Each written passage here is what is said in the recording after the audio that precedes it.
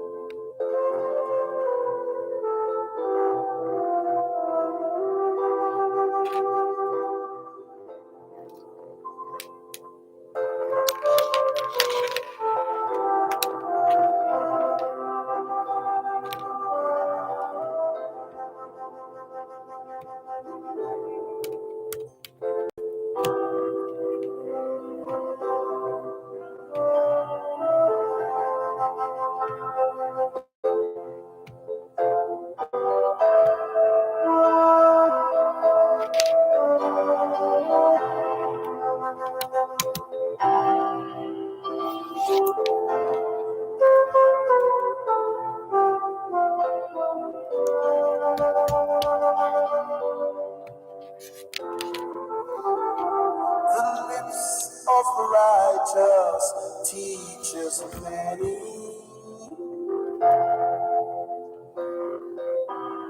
but fools die for want of wisdom.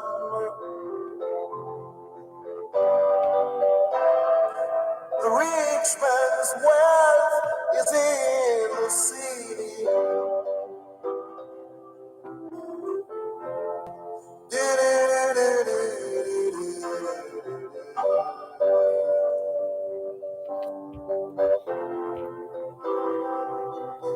Vexation of the soul is vanity. Destruction of the whole is their poverty. The poor man's wealth is in a holy place.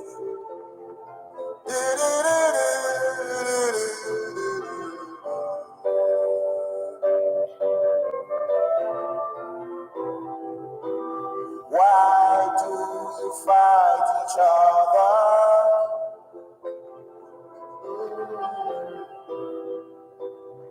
Why do you kill your brother?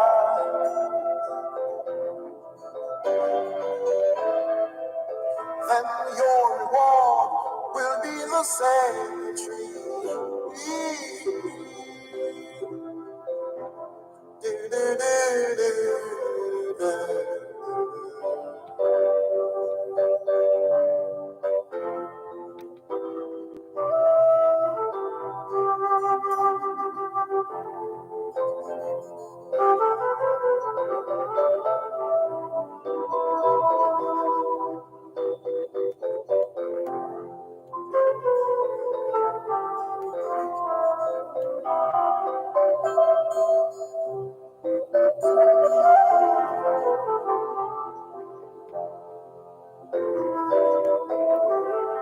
Your reward will be in the cemetery.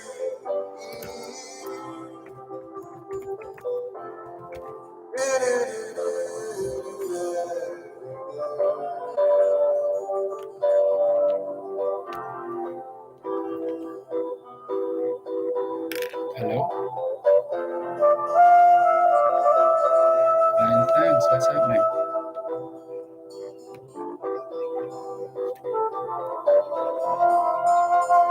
Yeah, well, I'm in studio.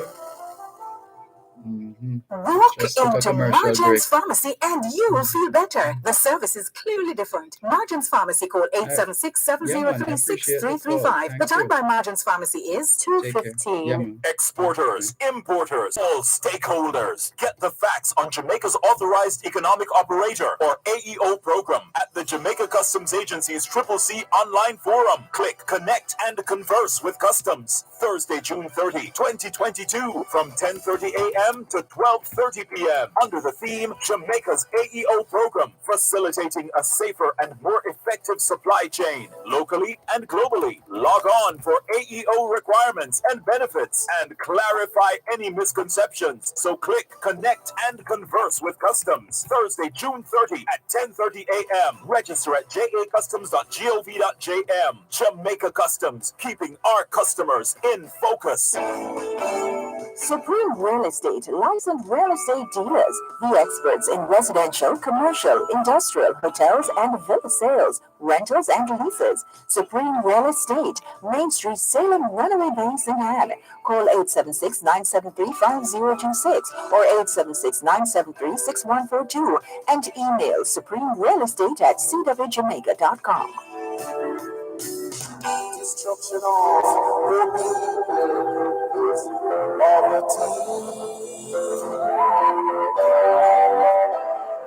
The poor man's wealth is in a holy. Fools Die by Peter Tosh. You also heard that Persian piece,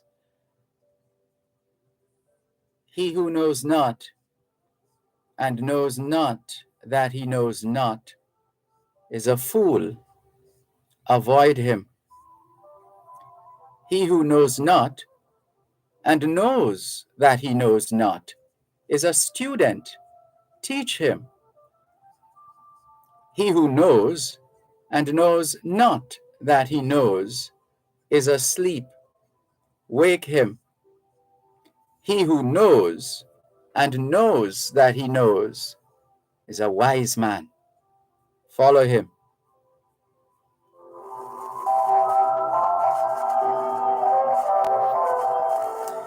(2021 to 2030) is the International Decade of Healthy Aging, the International Decade of Ecosystem Restoration, the International Decade of Ocean Science for Sustainable Development, and the Decade of Action for Road Safety. It's the 27th day of the 6th month of 2022, the International Year of Sustainable Mountain Development, the International Year of Basic Sciences for Sustainable Development, the International Year of Glass, and the International Year of Artisanal Fisheries and Aquaculture. Put another way, it's the 27th day of the 2nd month of the 2022 Atlantic hurricane season in this Disaster Risk Reduction Month, Road Safety Awareness Month, Brides Month, and Pride Month. In the United States, National Immigrant Heritage Month, National Caribbean American Heritage Month, and Caribbean Cuisine Month activities in the United States are drawing to a close. Still in the US, June is being observed as Alzheimer's and Brain Awareness Month, Cataract Awareness Month, Myasthenia Gravis Awareness Month, Aphasia Awareness Month, Congenital Cytomegalovirus Awareness Month, Migraine and Headache Awareness Month, National Safety Month, Scleroderma Awareness Month, Post-Traumatic Stress Disorder PTSD Awareness Month, Scoliosis Awareness Month, and Men's Health Month. The anniversary of the Amir's succession is being celebrated in Qatar. It's Independence Day in Djibouti, Memorial Day for War Martyrs in Vietnam, and Our Lady Perpetual Savior is being revered on Haiti. Hoy es lunes el 27 de junio 2027. Y les saludamos en cualquier parte del mundo que nos están escuchando en este momento. Estamos muy agradecidos por el don de la vida y el privilegio de servirles en otra edición de su programa both sides of the story, ambos lados de la historia. Nunca vamos a tomar su audiencia por sentado, porque sabemos que ustedes tienen otras opciones. Y esta es la razón por la cual jamás olvidamos darle las gracias por elegir both sides of the story, ambos lados de la historia, de lunes a viernes desde las 2 hasta las 5 de la tarde, aquí en Power 106 FM. La misión continúa para educar, capacitar, iluminar y estimular el espíritu empresarial. Bienvenidos.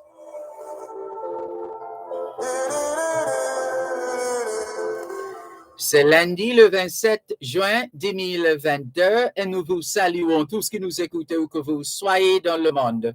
Nous sommes reconnaissants du don de la vie ainsi que du privilège d'être à votre service par une nouvelle édition de votre programme Both Sides of the Story, le pour et le contre. Nous ne considérons pas votre fidélité comme l'un de ça parce que nous savons que vous avez l'embarras du choix. C'est pourquoi nous n'oublions jamais de vous remercier de choisir d'écouter Both Sides of the Story, le pour et le contre, du lundi au vendredi de 2h à 5h de l'après-midi sur notre antenne Power 106 FM. Nous continuons notre mission d'éduquer, d'habiliter, d'éclairer et d'encourager l'esprit d'entreprise. Bienvenue. All we're saying is it's Monday, the 27th of June, 2022, and we greet you well, wherever in the world you are listening to us right now. We remain eternally grateful for the gift of life and the privilege to serve you on yet another edition of your program, Both Sides of the Story. We don't ever take your listenership for granted because we know you have choices. And that's why we never ever forget to remember to say thanks for choosing to listen to Both Sides of the Story, Monday to Friday, 2 to 5, right here on Power 106 FM. The mission continues to educate, empower, enlighten, and encourage entrepreneurship. Welcome.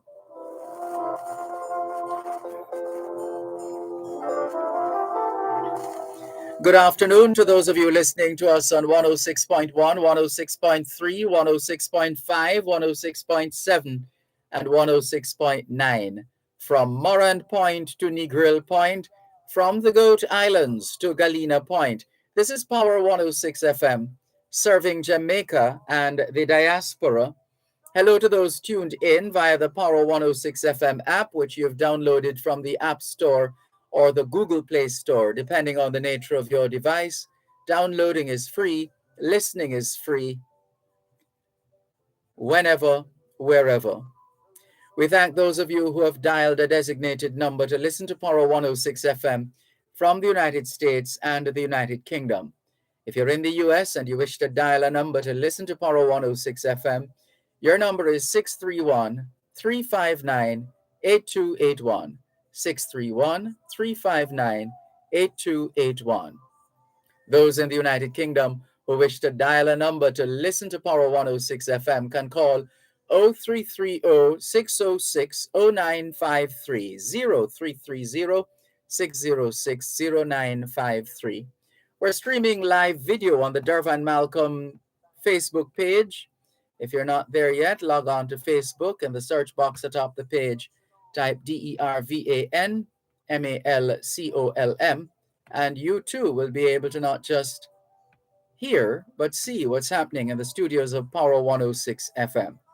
If you don't have a Facebook account, no sweat, there's always YouTube. All you need is a smart device or a not so smart device like a smartphone, a tablet computer, laptop, desktop, any one of those.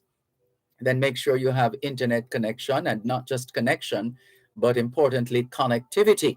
And you can test the extent of that connectivity by opening a browser like Bing, Safari, Google Chrome, any one of those. And once you do that, you then get the opportunity to start typing YouTube. And before you can finish, the box will populate and you should see this video trending. If not, then in the YouTube search box, type DERVAN MALCOLM, and you too will be able to watch both sides of the story on YouTube. How about that? We welcome those of you who have found other ways and means of listening. We thank you very much. 106.1, 106.3, 106.5, 106.7, and 106.9. From Moran Point to Negril Point, from the Goat Islands to Galena Point. This is Power 106 FM, serving Jamaica and the diaspora. Hello to those tuned in via the Power 106 FM app, which, as we said earlier on, you would have downloaded. So here we are, ready to go. We have just a small window, a brief window within which to perhaps say hi to you and one or two references, because coming up at 2:30 on this Monday afternoon, it will be time for Land Solutions. In the meantime, let's say hello, good afternoon, and welcome to Sophia Nemard in Newell, St. Elizabeth. Michaela Anderson is joining us. Good afternoon, Michaela. Bishop David Cleary, good to have you online. Juanita Haynes Phillips says, good afternoon, Sir Malcolm. Blessings from West Palm Beach, Florida. Looking forward to your lessons and words of wisdom today. That's most kind of you to say, Juanita Haynes Phillips. We'll do our best. Nicola in central Jamaica says, good afternoon, Dervan. Happy Monday to you too, Nicola. She says, pleasure to be on so early. Good to have you on this early. I would imagine it has something to do with the changing times at school, especially at this time of year, at this time of the month of June, when school is winding down in winding down mode, end of year exams and so on and so forth. Perhaps. Over on YouTube, let's see who's up and running. Sean Chambers is over on YouTube. Good afternoon, Sean. Truth to Power says, he who is and believes that no one knows that he is conceited, a fool, and a fool. No one should listen to him, says Truth to Power with his version. Sean Chambers says, big up yourself, Uncle Dervan, and good day to you too, Sean Chambers. Ras Ayuda, good to have you on board. Thank you very much for making it both sides of the story here on Power 106 FM. Nicola says, yes, indeed. So she has confirmed some of what I said earlier on. Good to have you on board, Nicola. It's a pleasure. We welcome those of you who already have been messaging us on WhatsApp. The WhatsApp number, same as the text line, 876-365-3346, 876-365-3346. And remember, you can call us on the WhatsApp line, which is the same as the text line, and it acts as a straight line to us here in the studio on this side of the glass, on the announcer's side of the glass. And so that number is 876-365-3346, 876-365-3346. What's on your mind this afternoon? We'll perhaps just have, let's see, a minute and 15 seconds before we go to the break and to come back with Land Solutions. And so we'll see how that goes. We are sorry to learn of the passing of a member of the Calabar family. That's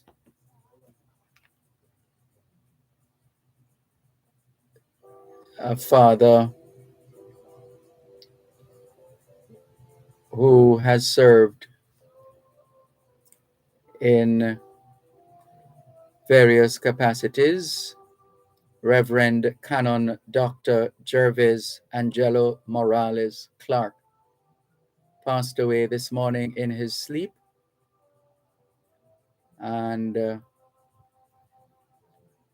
He served at Calabar. He has a couple of sons, one of them Professor John Paul Clark, one of the most sought after aviation, aeronautics engineers, speakers, presenters, patent holders in the world. And our condolences to the family on the passing of Reverend Canon Dr. Jervis Angelo Morales Clark. More in a moment.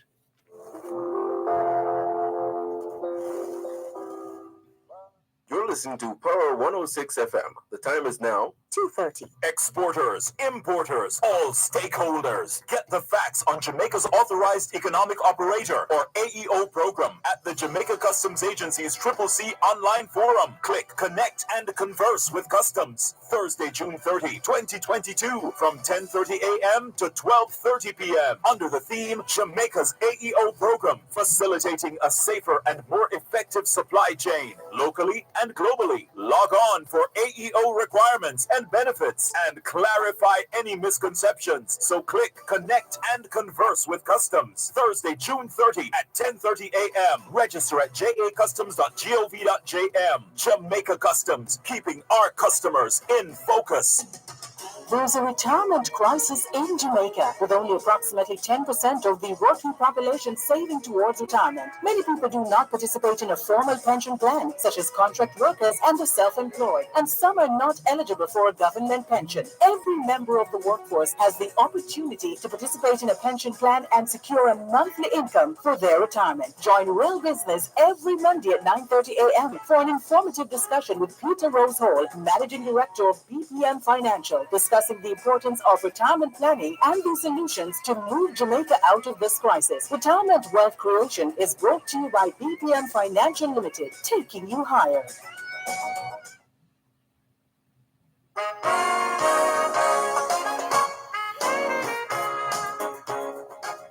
It's a Monday afternoon, just after 2:30, and that means time for Land Solutions.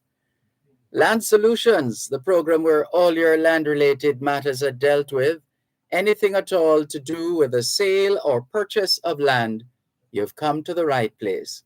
Here are the numbers to call: 876-922-4113-5, 876-922-4113-5. The text line is the same as the WhatsApp number for Land Solutions, 876-881-5254, 876-881-5254. The website is landsolutionsja.com, landsolutionsja.com. The email address is gloria@landsolutionsja.com, gloria@landsolutionsja.com. On Facebook, it's facebook.com/landsolutionsja, facebook.com/landsolutionsja. The law firm Brown, Findlay and Company is headquartered in Suite 39 of the Winchester Business Center, corner of Winchester Road and Hope Road in Halfway Tree, St. Andrew. They also have an office in Ocho Rios, St. Anne, upstairs, Shop 6, the Jamaica National Building, where a lawyer is on duty every Thursday. If you wish to get in touch with the law firm Brown, Findlay and Company, you can call 876-908-1950. That's 876-908-1950. There's also 876-908-3518, 876-908-3518. If you wish to call the Ocho Rios law offices of Brown, Findlay and Company directly, that number is 876-974-6083, 876-974-6083. You're encouraged to call ahead instead of just turning up. That's the key point, especially still having to maintain some COVID-19 protocols. And so in a moment, Let's say hello, good afternoon, and welcome to your host on today's edition of Land Solutions, attorney at law, Calicia Findlay.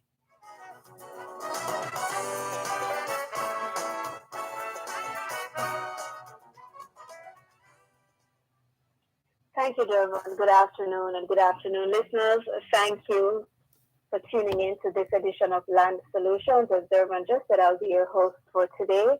And again, our text and WhatsApp line, 876-881-5254, 876-881-5254. And I just had a flurry of WhatsApp messages coming ahead of the program. Let me just see if I can get to some of them. Good day. Your program is very informative. Thank you very much. If someone makes a false declaration in their affidavit for an injunction in adverse possession, can they make a correction after the matter is advanced in court to get a favorable outcome? So essentially, this person is asking if someone lies in a court document in an action for adverse possession, can they thereafter make a correction and then have a favorable outcome? In any matter before the court, if it is shown, and no matter the type of application that you are making, whether you are the one making the application or the one responding to the application, in any type of matter before the court, if it is shown that you have lied, made a false declaration, anything other than the truth, you can be sanctioned. Depending on the nature of the matter, the nature of the lie or the falsehood, you can be held in contempt of court, your matter can be struck out, you can perhaps be fined, face prison time, it all depends. So you can't make a lie, you can't tell a lie and then thereafter correct it and say, oh, by the way, this is now the situation, and then have your case go ahead. There have been instances where you perhaps, where a party to a matter may have omitted something in an application, or they've made a genuine error, and they can go ahead after that and correct the record. That can be done. So as long as it can be shown that you have lied, then you cannot just correct it afterwards. So I hope that answers the question. If you have a follow-up, please feel free to send it. Again, our numbers to call in live on air, 876-922-4113-5. I am buying a house and the seller got his valuation report. I have mine too, but mine is $1 million less. Can I challenge his report using mine in court? Valuation reports from different professionals differ. One valuer can say something is valued at 10 million, another one can say 9.5, another one can say 9 million. It doesn't necessarily mean that one is wrong or that one valuer doesn't know what he or she is doing. Valuations are based on opinions, and one person's professional opinion can differ from another one. And it happens all the time. You cannot, because your valuation report happens to be different from the seller's valuation report, isn't a basis for you to challenge it. Because again, there's nothing necessarily wrong with the seller's valuation report. And be reminded, the seller does not have to go with whatever is in his valuation report or even your valuation report. So let's say the seller's report, you say yours is coming out at $1 million less. So let's say the seller's report says $15 million and yours says $14 million. The seller can still go ahead and sell the property for $20 million, or they can even sell it for $1 million. And I don't know why they would do that, but they have that power to sell their property for anything. So no, trying to challenge this would be a waste of your time and resources. No court would entertain this application. Your best bet is to negotiate with the seller. And I'll tell you this, in the world of real estate, $1 million isn't that big of a difference. It's not like your valuation report is saying 10 million and the other party's report is saying $30 million. you are relatively close. So reach out to the seller, see if they are willing to come down a little bit on their asking price, and perhaps you can assess whether you can come up in what you are willing to offer, and see if you can meet in the middle. But again, having valuation reports where one is different doesn't give you the basis to challenge, and more importantly, a seller is not bound by anything in any valuation report. They can sell their property for anything, for any amount that they want to. Have a text message. What are coming in from this question? What are all the documents? Actually, it's a series of questions. What are all the documents you need when buying a house? Is it a different process when buying a house versus land?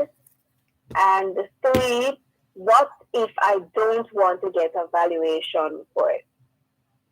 All right, so the first question, what are all the documents you need when buying a house? Before you enter the contract, meaning before you sign the sale agreement, especially if you are getting a mortgage, it is advisable to get a pre-approval letter from your mortgage institution. And I say it is advisable, it is not mandatory. There's no law that says you must get a pre-approval letter, but there might as well be, because most realtors, most vendors are not going to entertain a purchaser unless they show proof of being able to afford the property. And it makes sense, it's practical. As a seller, as a real estate agent, you don't want to be showing your property to random people without knowing whether they can afford the property or not. It's a waste of time, it's a waste of resources. So get a pre-approval letter if you're getting a mortgage. If it's going to be a cash purchase, the realtor or the seller will want to see proof of funds, meaning a bank statement or a job letter, again, to show that you can afford this property. So those are the documents that are being requested. They're not mandatory, but again, no one is entertaining you without those documents.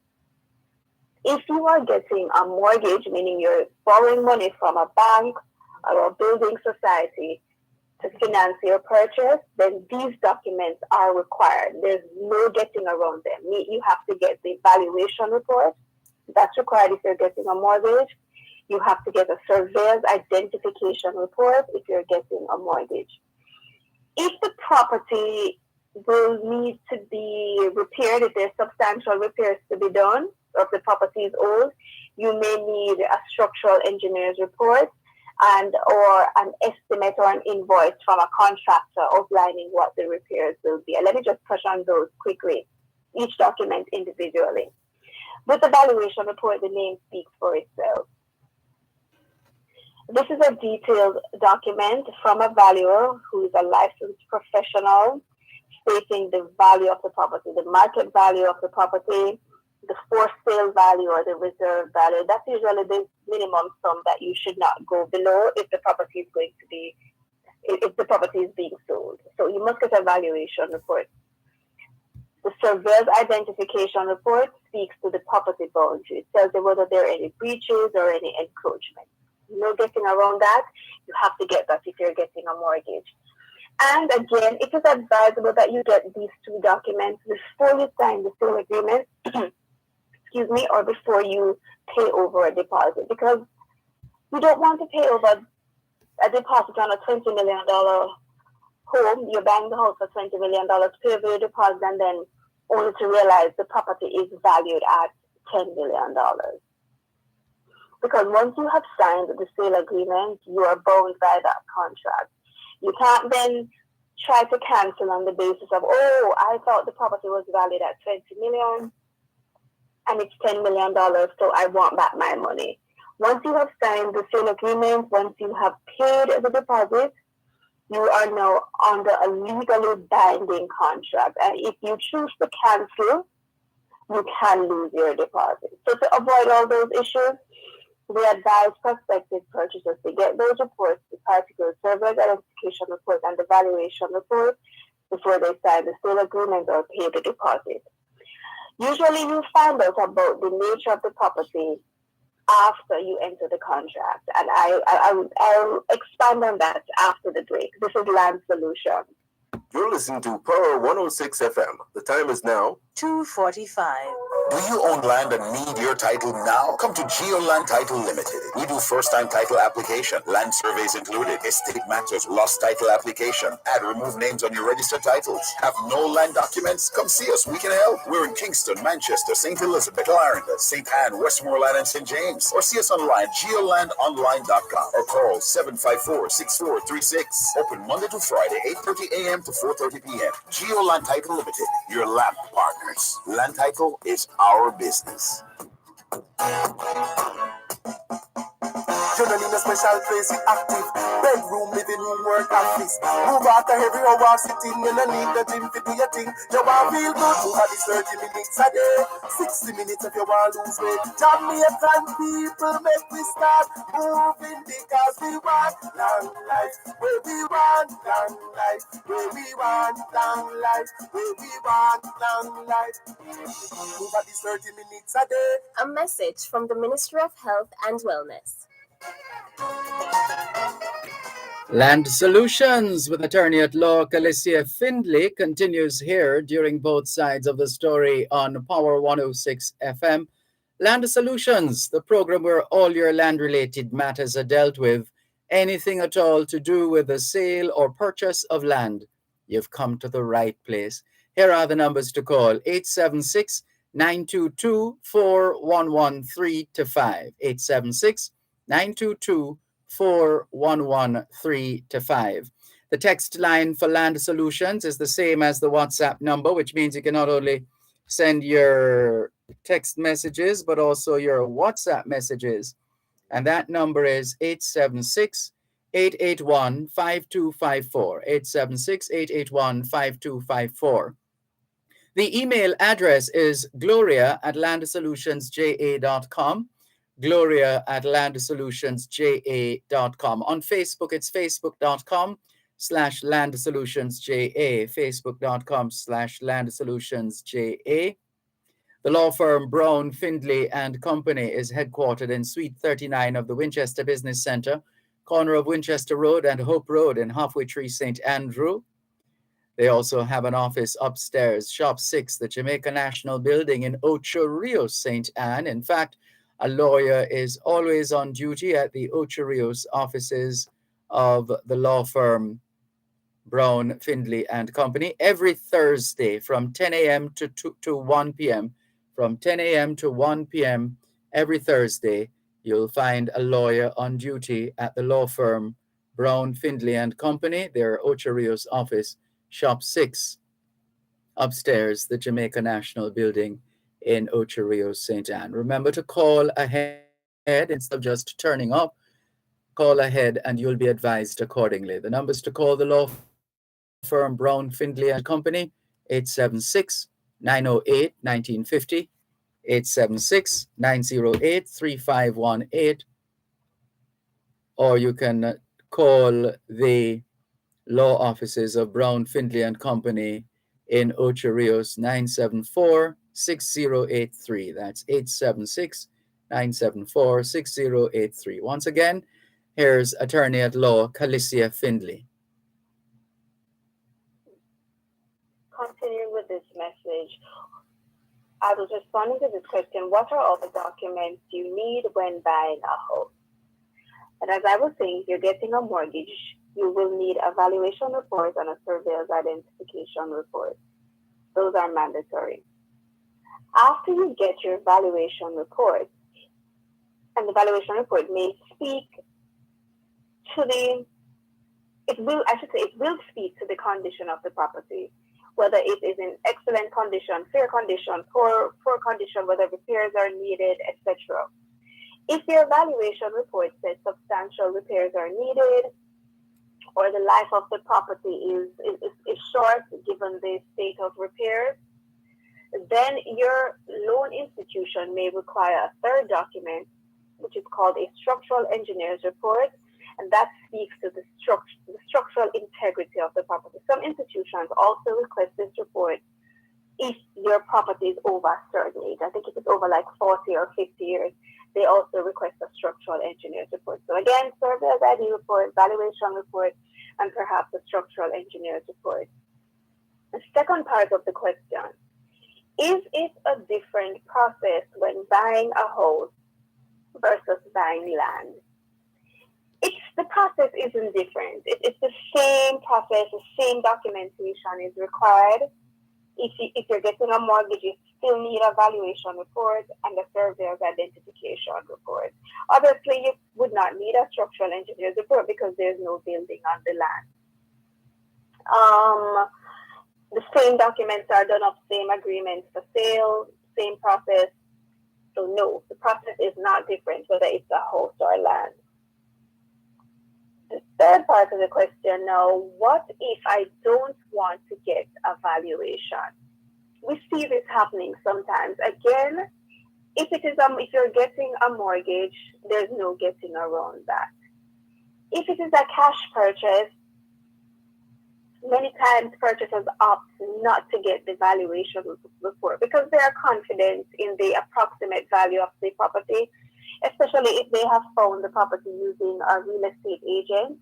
The real estate agent, as a professional, can guide them on what they think the property is valued at. So if you don't want to get a valuation report and it's a cash purchase, sometimes we let that slide. You also have the option of getting a valuation letter. It's a much cheaper option than the full valuation report, and it still sets out the market value. If you're getting a mortgage, you can't use a valuation letter because it's not as detailed. The question is in relation to valuation, if you don't want to get a valuation, but let me just take it a little further. Some purchasers also don't want to get a surveyor's identification report. But this is something I insist on, whether you're getting a mortgage or not. Again, can't stress this enough, getting a mortgage, no getting around it. If it's going to be a cash purchase, it's not mandatory. But why would you not want to get your surveyor's identification report? Because this report shows whether there are any breaches or encroachments on the property. And before the sale has closed, it is the vendor's responsibility to take care of these issues. So if you opt not to get the surveyor's identification report, I would advise you against it. It can't hurt you to get it. Again, our text and WhatsApp line is 76881-5254. Email gloria@landsolutions.ja.com. You may also send us a message on Facebook. That's facebook.com/landsolutions. Land Solutions, I should say. Can you get a mortgage for land only? Yes, you can. In the same way that you can get a mortgage if you're buying a house, you can get it for a vacant parcel of land. Some institutions, I think especially the commercial banks, they finance, I think 70 to 75%. They don't do full financing if it's land. Whereas if it's a house, some institutions will finance up to 95%. I think a couple months ago, there were some institutions that were advertising some specials where they were giving 100 or up to 115% financing. So yes, you can get mortgage for land only, just that it will not be as much as you would get if you are buying a house. And again, this is all the more reason for you to get your pre-approval, because if you're not going to be getting maximum financing, you want to know exactly how much the bank will be lending you so you can see how much you will need to come up with out of pocket. And again, if you can afford that out of pocket sum. And let me just say, I said it previously, a seller can sell their property for whatever they want. So let's say that the seller is selling the property for 10 million. And as a purchaser, your valuation report shows 9.5 million. and you still want to go ahead with this purchase, you love this property, you don't care what anybody says, even though your valuation report shows 9.5 million, you're going to go ahead and buy it for 10 million. If you are getting a mortgage, the bank will not finance that additional 500,000 because a bank will never finance anything over and above what's in your valuation report. So yes, they will still loan you the money in accordance with what's in your valuation report, but for that additional 500,000, meaning the difference in the 9.5 and the 10 million, you have to find that money, that $500,000 out of pocket. We have a caller for you, Calicia. Thank you, Dervan. Hello, good afternoon. Good afternoon, ma'am. How are you doing? I'm good. How are you? I'm fine, thank you. How may I help you? I just want to find the difference.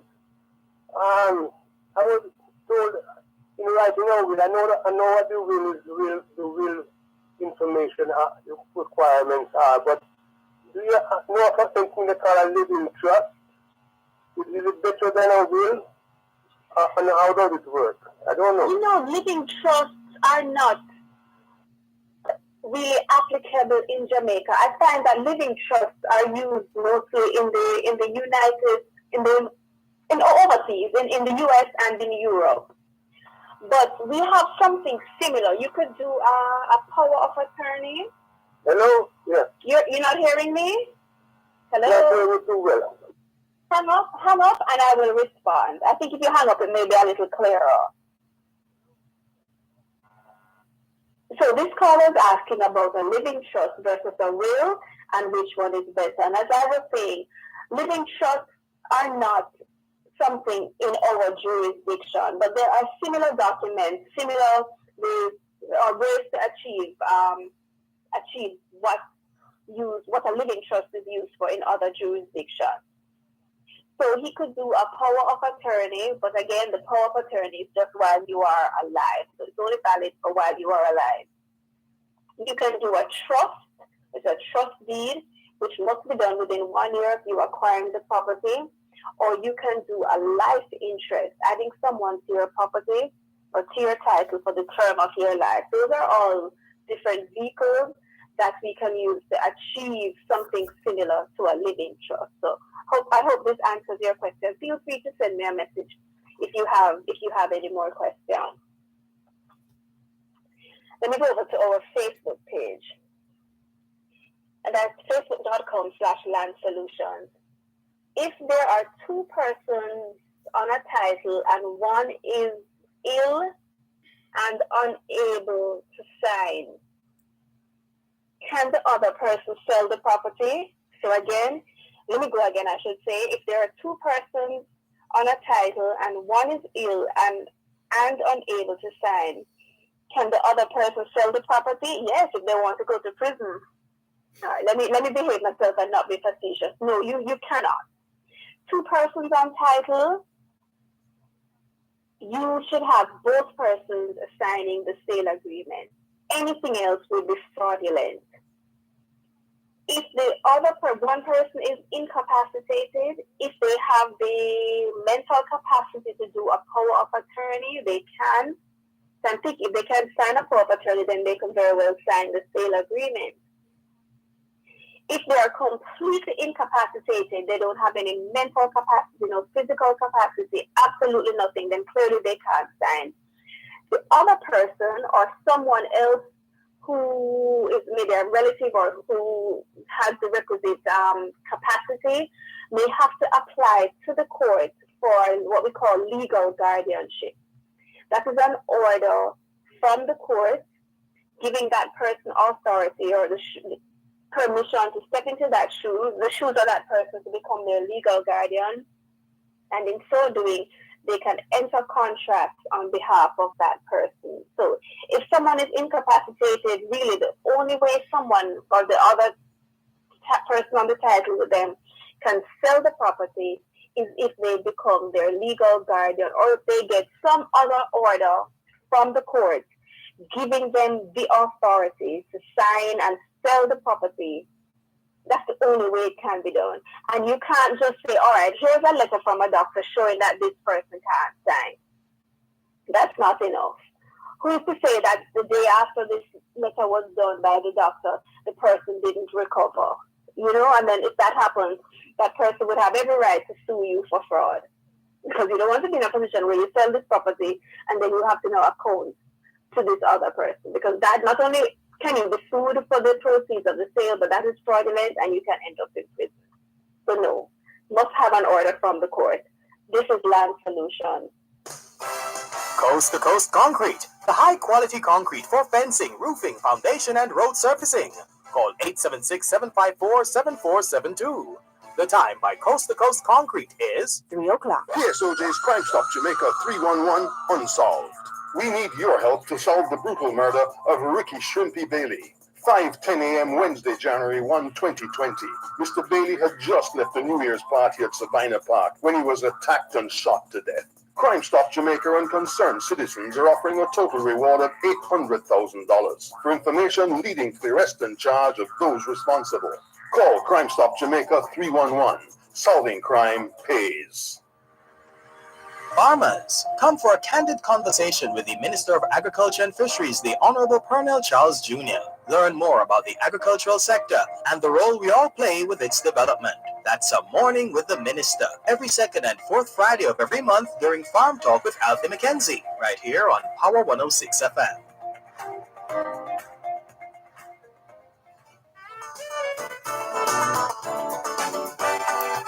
You're listening to Land Solutions during both sides of the story here on Power 106 FM. Land Solutions, the program where all your land-related matters are dealt with, anything at all to do with the sale or purchase of land.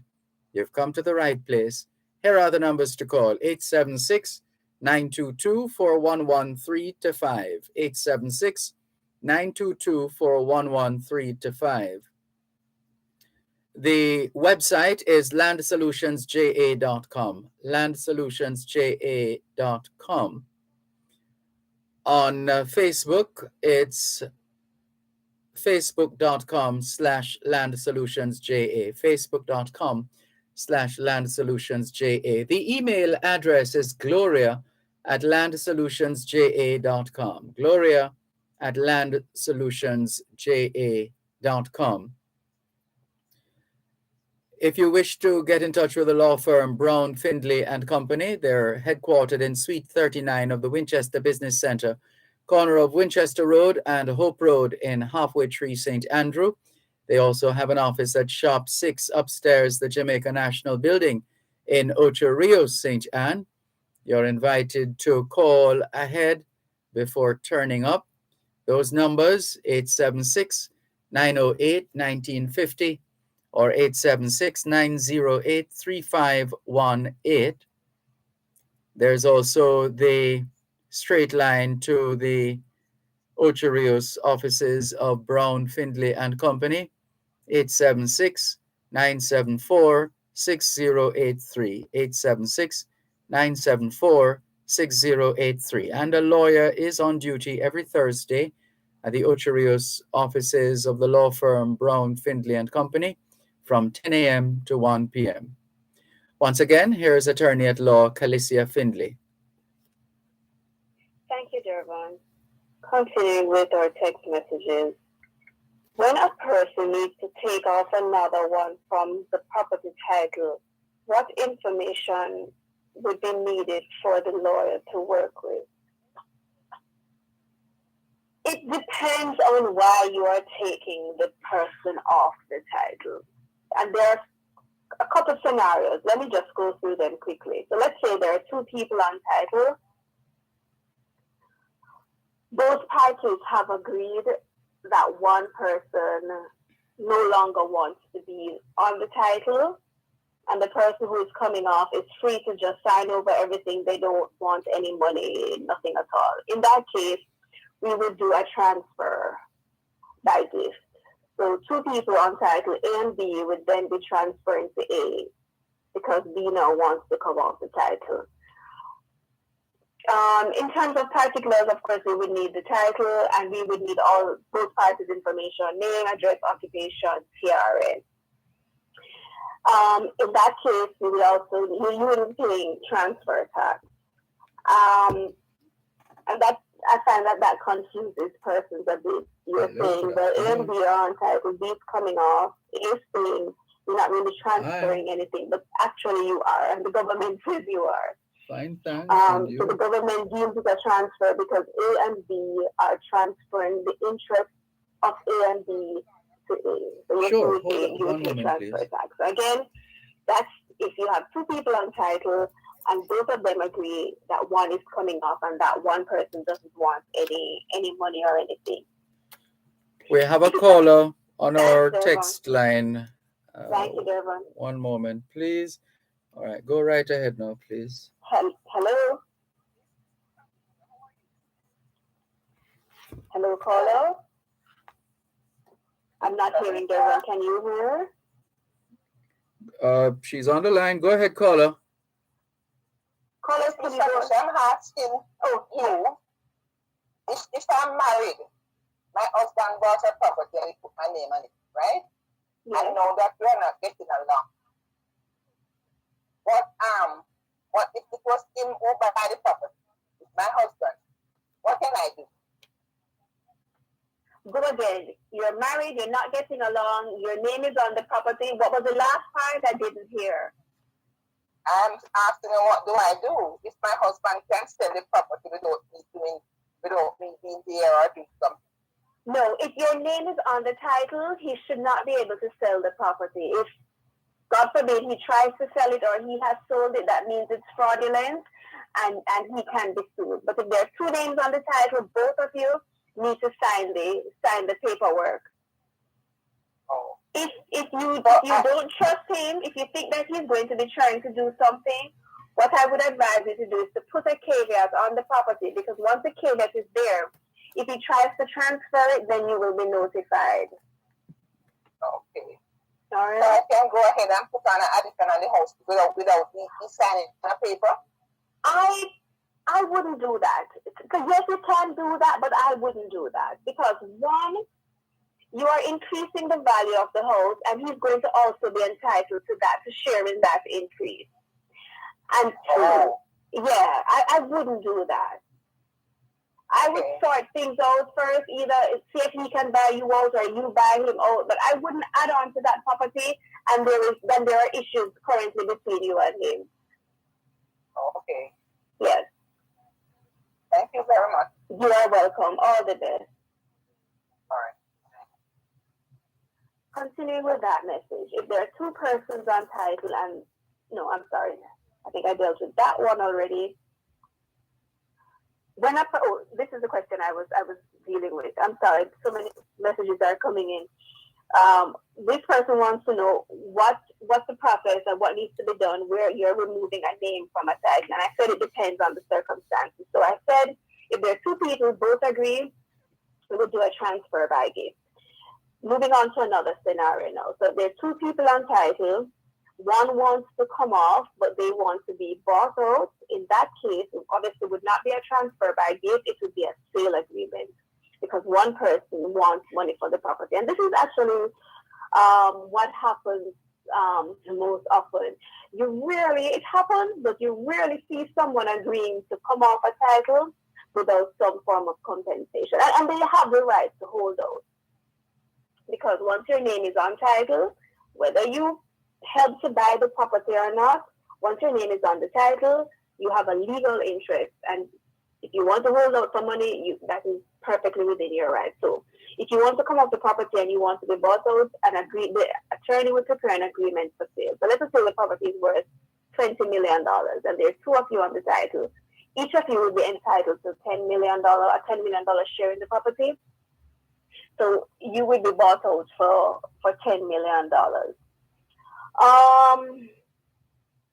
If it's a situation where, let's say, you have two people on the title, there is contention, and that is quite frequent, or as frequent, and both parties cannot agree, then you'd have to take the matter to court for the court to decide what should be done. And it all depends on the situation, on the circumstances, on what the parties can afford. People ask you all the time, all right, I'm going to take this matter to court, what will the judge decide? We can't say. We do our best, we present our best evidence and our best arguments, but ultimately in a case like this, the judge will decide having regard to the facts and to the witnesses, and to the evidence and the law that's before them. So let's say two people can't agree, the matter is going before the court for the judge to make a decision. Some possible scenarios, the judge could order one party to buy out the other. If they can't agree, the judge could make an order to say that the property should be sold on the open market to a stranger, to a third party, and then the proceeds be split.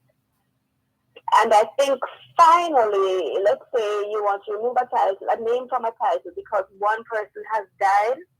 So again, two people on title as joint tenants, one has died. If that's the case, the surviving joint tenants would do an application to note death. If the persons on title are tenants in common, then the deceased person's estate would have to be probated if they left a will or administered if they did not leave again. So again, there are different scenarios if you want to remove a name from a title, depending on if one party is alive, depending on if the parties agree. So please consult an attorney if that is what you want to do. And again, our numbers to call it 876-922-411365. Text and WhatsApp line 876-881-5254. Let me just go over to WhatsApp. This is a three-part question. Does a beneficiary have a right to see a will? 2, how long after the person dies should the executor show the will? And 3, how long after the person dies should the will be probated? All right, first question. Does a beneficiary have a right to see a will? Yes. Yes. The will was done for the benefits of the beneficiary. The beneficiary is someone who is getting something under the will. So if Mary puts in her will, I will my house to John, John is a beneficiary. So yes, John is entitled to see the will. I know sometimes for whatever reason, executors are reluctant to show the will to beneficiaries, so to give them a copy, but they really should. They really should. They don't have to give them the original, and I would advise them not to, because that's what is going to be needed to probate the will, but they're certainly entitled to a photocopy of the will. I can't think of any reason why you would not want to, or why you should not give a beneficiary a copy of the will. How long after the person dies should the executor show the will? And again, I don't want to take anything for granted, but the executor is the person in charge of the deceased person's estate. They're the one entitled to honor the wishes of the deceased, to share the property in accordance with the deceased wishes, and they're the one to apply for probate. There is no minimum or maximum time within which an executor should show the will. They can show it as soon as the person has died. They can show it soon after. My best answer to that is that it should be done within a reasonable time. As an executor, don't hold on to the will for years and years. And you may think I'm being facetious, but it actually happens. Some executors just, for whatever reason, do nothing and don't show the beneficiaries the will. So do it as soon as possible within a reasonable time. Personally, we like to wait to do or to commence work on an estate after the person has been buried, just out of respect for the deceased. But if an executor wants to do it on the day the person died, it is up to them. And then the last part of the question: how long after should the will be probated? Again, no set time. As soon as you have the death certificate, you can go ahead to apply for probate. Some people believe that you have to wait a year. There's reference to what's called the executor's year, and you have to wait until a year passes before you probate the will. Absolutely not. You can do it as soon as you have the death certificate. If you have the death certificate 2 weeks after the person dies, you can go ahead and probate the will. No time to wait. Go ahead and do what needs to be done. Remember, the longer you wait, the more expensive everything gets. Legal fees, estate duties. If you wait more than a year after estate duties, you have to pay interest. So again, act as an executor, act as quickly as possible. This is Land Solutions.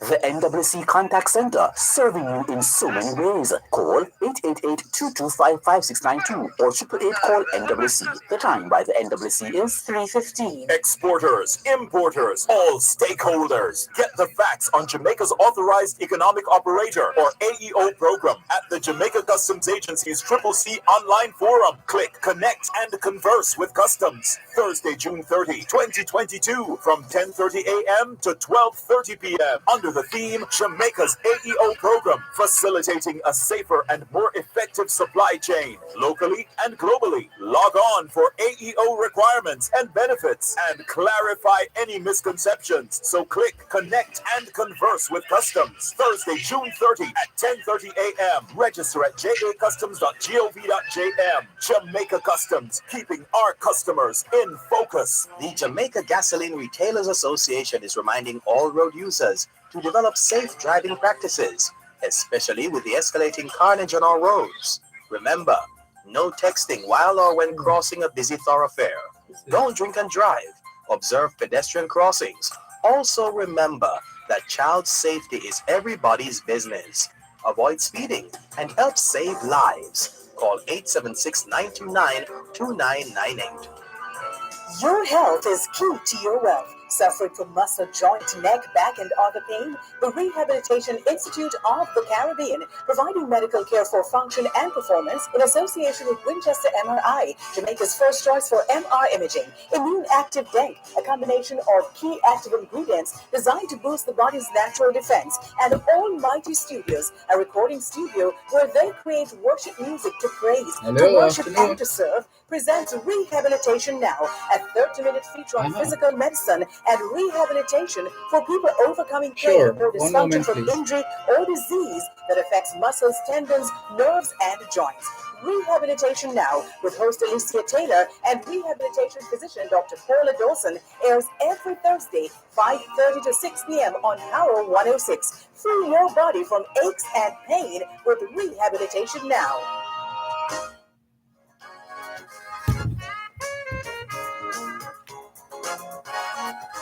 You're listening to Land Solutions during both sides of the story here on Power 106 FM. It's the final segment of today's edition of Land Solutions. You might want to get in those questions and queries and seek all kinds of clarification before this afternoon's edition of Land Solutions comes to an end. And so now would be a good time to call 876-922-4113-5. 876-922-4113-5. The text line is the same as the WhatsApp number for Land Solutions, 876-881-5254.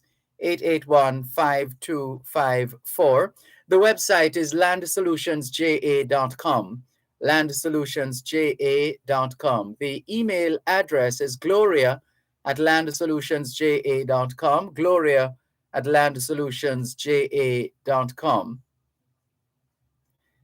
On Facebook, it's facebook.com/landsolutionsja, facebook.com/landsolutionsja. The law firm Brown, Findley and Company is headquartered in Suite 39 of the Winchester Business Center, corner of Winchester Road and Hope Road in Halfway Tree Square, St. Andrew, Jamaica. They also have an office at Shop 6 upstairs, the Jamaica National Building in Ocho Rios, St. Anne. You're encouraged to call ahead instead of just turning up. Call ahead and you'll be advised accordingly. The numbers to call, 876-908-1950. Remember, these are the numbers now for the law firm Brown, Findley and Company, 876-908-3518 or 876-908-1950. 1950. Once again, we remind you that the Ocho Rios office of the law firm Brown, Findlay and Company has a lawyer on duty every Thursday from 10 a.m. to 1 p.m. 10 a.m. to 1 p.m. every Thursday. The law firm of Brown, Findlay and Company, the Ocho Rios branch, has a lawyer on duty. And you're encouraged to call ahead, as we said, 876-908-1950 or 876-908-3518. We have a caller holding for you, Calicia. Dervan. Hello, good afternoon. Good afternoon, Miss Calista. Hi, afternoon. How may I help you? Yeah. I would like to know if the person owned a piece of land, Yes. and she has children, but before she died, she shared the land and gave to the children them. Yes. She deceived leave owner for the land, first owner for the land, deceived and died and leave her children them. All the children them deceived one of them, okay? Mm-hmm.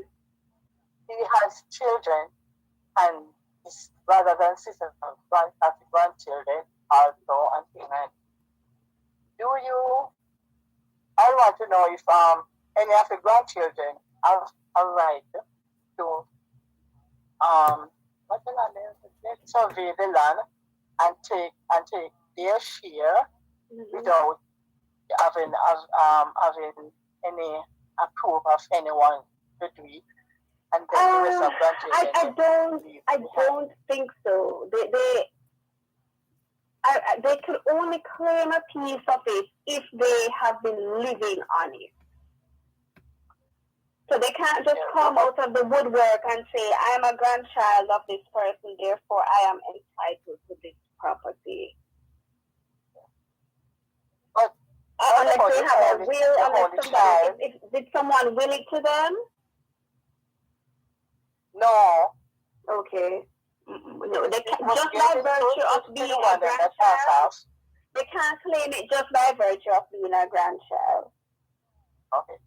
Okay, one of the son is still alive. Only he is alive. Okay. What can he do? Is he there on the property? Yes, he's living on the property. And it's a case where someone now is trying to survey? Somebody has already surveyed already. Well, he should have objected to the survey. What he can do is put a caveat on the property. So if this person tries to apply for the title, he will be notified.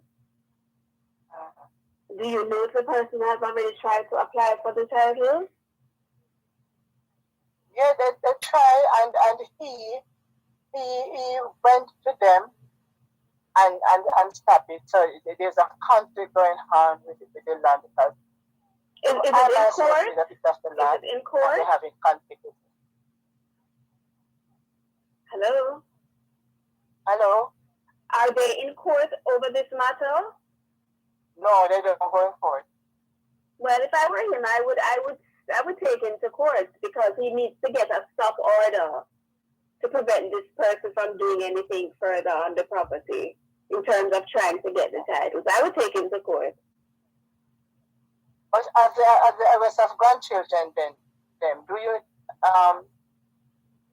they have 9 grandchildren who are interested of the land? Do you think they are entitled to any? I answered that already, my dear. I said no. Yeah. Only if they are living there. Only if they are living there. Who is entitled to it is the person who is there. Oh. All right. Oh. So again, you're not entitled to property just because the property is or was owned by your great-grandfather or your grandfather. That by itself does not make you entitled to property. So that person needs to act quickly and try and get a stop order. All right? Okay. All right, take care. Yeah, man, you're welcome. Thanks for listening and thanks for calling. Continuing with our WhatsApp messages. If there are two names on a title as tenants in common and one person wants to be removed from the title, is the value of the house required to close the transfer? Generally, yes, because when you are doing any transaction through the stamp office, and one of these would be a transfer, the transfer tax is based on the market value of the property, and the market value includes the market value of the land and the market value of the house. So you can't have land that's worth $500,000 and have a $20 million house on it, but then tell the stamp office, no, this property is just worth $500,000. Building goes with land. Market value of the property includes the building and the land. So yes, you would have to include the value of the building. So let's say building and land combined are valued at $20 million. You would pay transfer tax on a half of it, $10 million. You would pay the transfer tax on. It could be a situation, and this happens sometimes. So let us say you have two persons on the title. It's rare, but only one person built the land. One person has built the house, and there is an agreement or an acknowledgement that the other person is only entitled to the value of the land. Then we can do what's called, I don't want to get too technical, but it's called a whereas transfer, and we can outline the details, provide valuations to the stamp office, and say, this person is only entitled to the value of the land. And in a situation like this, it's rare. In a situation like that, then we can just use the value of the land. But generally speaking, we have to consider the value of the land and the value of the building when we're doing any kind of transfers. Let me just see if I can get in a couple more messages. What is the distance by law that a person can build a house next to a neighbor's property? It depends on what is stated on your title. It differs from location to location, parish to parish. It could be a housing scheme. It could be a rural area.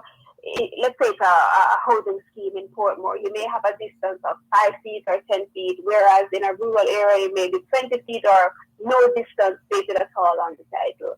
So check your title. If nothing is stated on the title, contact a surveyor. Let us say you want to build, get your plans done up by an architect or a draftsman, and then have them submitted to the parish council for approval. Because the parish council, then if there's nothing obvious on the title, they still have to be submitted to the parish council, and then the parish council will let you know whether they will approve the plan as they are.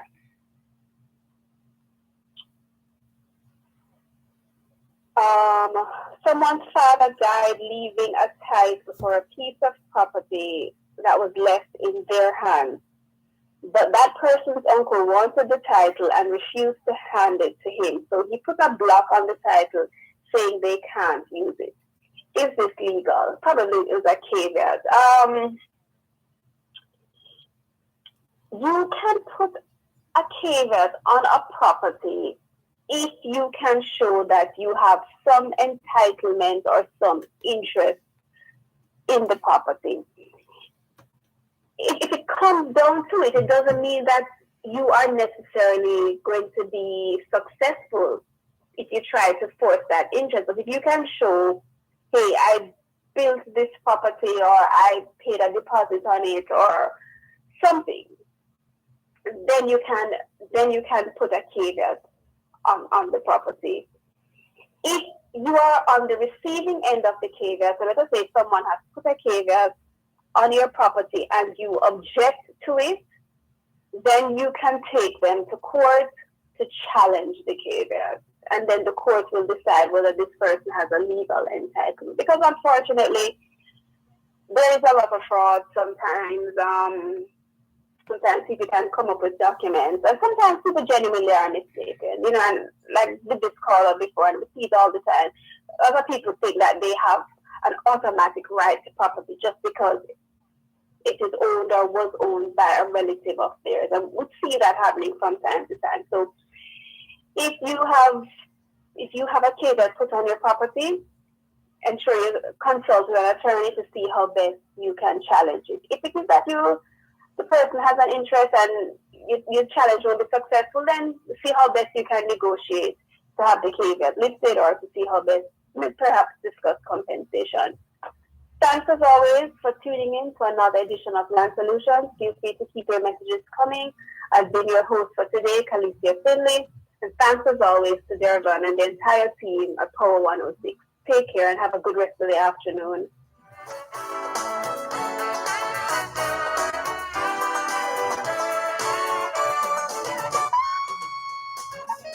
Protecting Jamaica's borders from illicit imports and exports is a key priority for the Jamaica Customs Agency. The JCA will remain vigilant and resolute in effectively fulfilling this mandate. The time by the Jamaica Customs Agency is 3:30. The Mothers Union will be making a special contribution to Sister Cherry. She's really struggling to take care of her bills, you know. Yes, I get that things are not too good with her. And the sad thing is that she gave her all when she worked at the parish council. So true. And that is why I believe that this new compensation system that the government is implementing is a good thing, especially when you retire. I agree. Some people don't seem to understand that it's really when you retire, you really need support. And the new system will make them better off when they retire. A larger basic pay means higher pension, which leads to greater ability to look after yourself financially when you retire. The government should have done this 10 years ago so that we could benefit. The new public sector compensation system. Better pay, better pension. Visit mof.gov.jm to learn more. Gen Zers, we're back!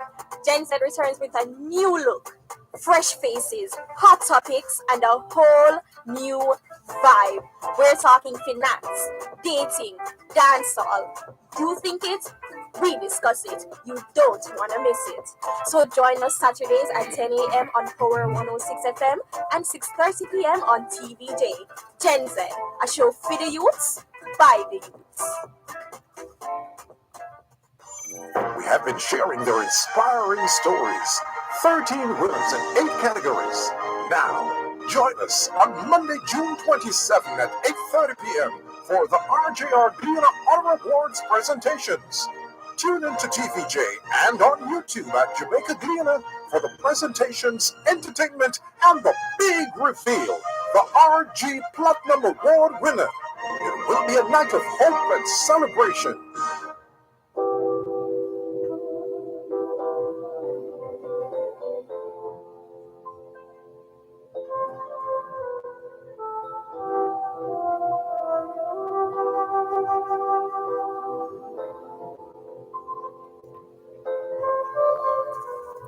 Thanks a lot for staying with us here on your program, Both Sides of the Story. Power 106 FM, still streaming live on the Gleaners website, go-jamaica.com, live on your smart devices all over the world, taking your calls on 876-922-4112-5, 876-922-4112-5. The text line, same as the WhatsApp number, which means you can not only send us your text messages, your WhatsApp messages, but you can also call us on WhatsApp, send us your voice notes as well. The WhatsApp number is 876-365-3346, 876-365-3346. What's on your mind this afternoon? Ready to listen to you, ready to share with you, and ready to participate in whatever thoughts, ideas, suggestions, queries, issues, recommendations, suggestions, criticisms that you have. Ready to go. Let's clear some messages just before, though. Ricardo in Glengoff, St. Catherine. Good afternoon to you. Mikey Jarrett says, Monday afternoon blessings and a blessed love. Dervan Malcolm from Brooklyn, New York. Best wishes to you too, Mikey Jarrett in Brooklyn, New York. Inez Iona Campbell says, good afternoon, Mr. Dervan and viewers. A rainy Monday it is. Well, we have no idea what is happening on the outside because we can't see a thing on the outside. But we hope all is well. We hope all is well. Carol says, good afternoon, Dervan and global listeners. To you too, Carol. Happy and blessed Monday, she says. We reciprocate wholeheartedly, Carol Boeth. Sharon Richards says, good afternoon, Sir Malcolm and all listeners out there. One love as I greet you well. One love to you too. Thank you very much. Faye Weller says, good afternoon, Mr. Dervan and listeners. Enjoy your day and keep up the amazing work. Thank you very much. All the best, Faye Weller. Good to have you on board. Both sides of the story here on Power 106 FM. Still streaming live on the Gleaners website, go-jamaica.com. Hello to Leighton Griffiths. Leighton Griffiths says, good afternoon, sir, from America. Welcome, Leighton Griffiths from America. Errol tells us it's raining in New Jersey. Stay dry in wet New Jersey, Errol. And good afternoon to you too. To the phone lines, 876-922-4112, 876-922-4113, 876-922-4114, and 876-922-4115. Hello, good afternoon. Thanks for calling. Mr. Malcolm, good afternoon to you, sir. Good afternoon. Yes, I'm Robinson, the lineman from 9 Mile Bullgate. Yes, did you get any help? No, sir. Up till now, I don't. Oh, dear. Get any help. But I'm still keeping my fingers crossed. Yes. Still hoping. Well, we really hope something will work out. It shouldn't be that hard to get a couple of drums. Yes. So you can store water for use when needed. Not sure why that is proving to be so challenging, but if we hear anything or we learn of any area that you could benefit from, we'll let you know. Yes, Mr. Malcolm. And I'm thankful for I got through with the national ID. I got it. Great. Now, and so, happy to hear that. Yes, and so I want to say thanks and so forth. And another thing to Mr. Malcolm, today is my birthday. Oh, wow. Happy birthday. Yes, today is my birthday, and I was calling to say if I could get to play, I don't know if you can, but if you could play a little song for me, the song that's I Hope You'll Dance. I don't know the name of the singer. Lee Ann Womack. Yes, I'd like if you could play that for me as a birthday gift. Oh, well, it's the least we can do. We'll be happy to, as long as we can bring it up. We should be able to bring that up for you in just a moment. So that's it? Yes, sir. So all right, so you can listen for your song now. All right, thank you, sir. All right, take care.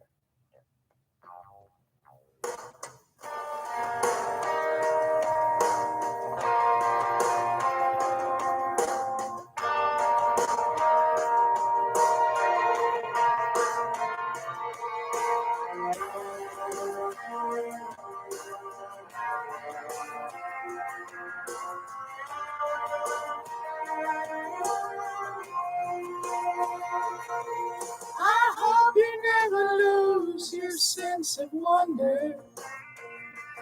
Get your fill to eat, but always keep that hunger. May you never take one single breath for granted. God forbid love ever leave you empty-handed. I hope you still swim tall when you stand beside the ocean. Whenever one door closes, I hope one more opens.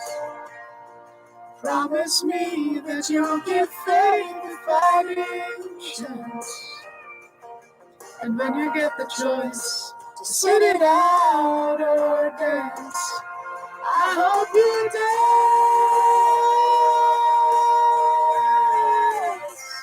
I hope you dance. I hope you never feel mountains in the distance. Never settle for the path of least resistance. Living might mean taking chances, but they're worth taking. Loving might mean a mistake, but it's worth making. Don't let some hell-bent heart leave you bitter. When you come close to selling out, reconsider. Give the heavens above more than just a passing glance.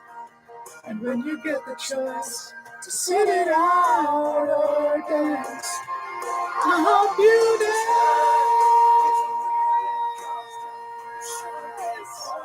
I hope you dance. I hope you dance.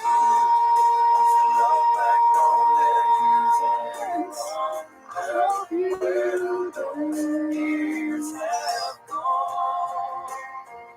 I hope you still feel small when you stand beside the ocean. Whenever one door closes, I hope one more opens. Promise me that you'll give faith a fighting chance. And when you get the choice to sit it out or dance, dance.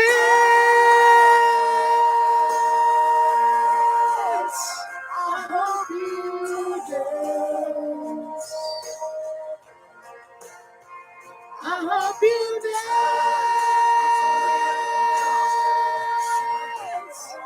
I hope you dance.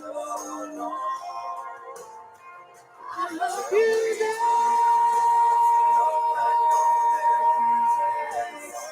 I hope you dance.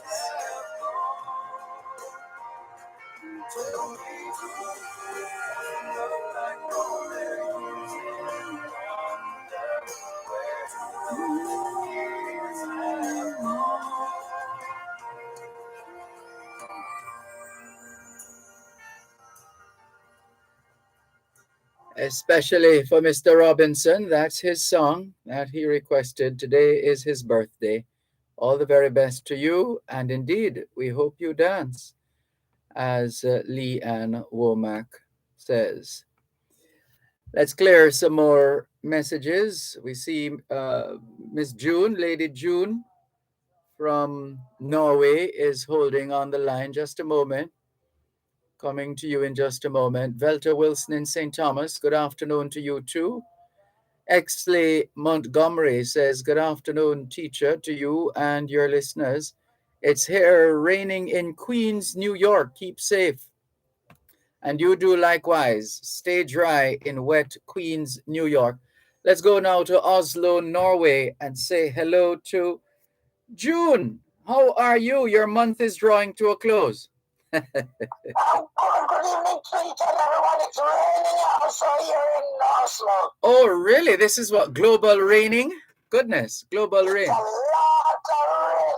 I just went outside and I have to run because I don't hear the rain. If I don't go outside, when we're inside, no matter how much it rains, we don't hear anything. I'm just running, breeze and blow, rain and fall. Anyway, we leave that there now. Falling on our way, steer about the abuse of black people.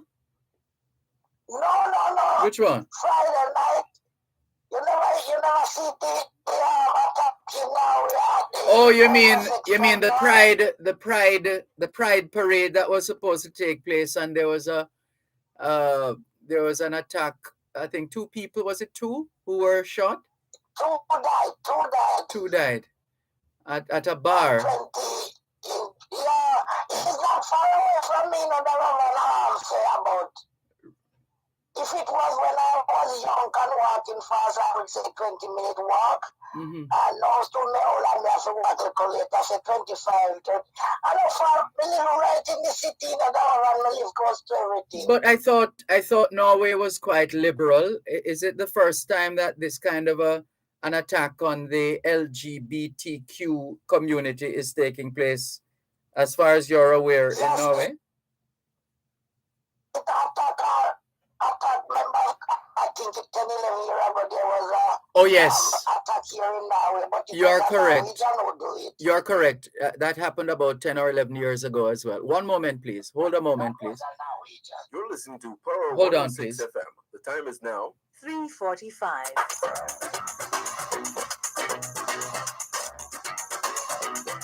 Under the law helps you to know your rights and how the laws of Jamaica can help you defend those rights. We've been doing it for 50 years. That's right. The program is brought to you on Thursdays by the Ministry of Labour and Social Security, providing opportunity, stability, and social protection. Under the law at 6:45 and 8:55 a.m. and at 4 and 9:55 p.m. Thursdays on Power 106 FM.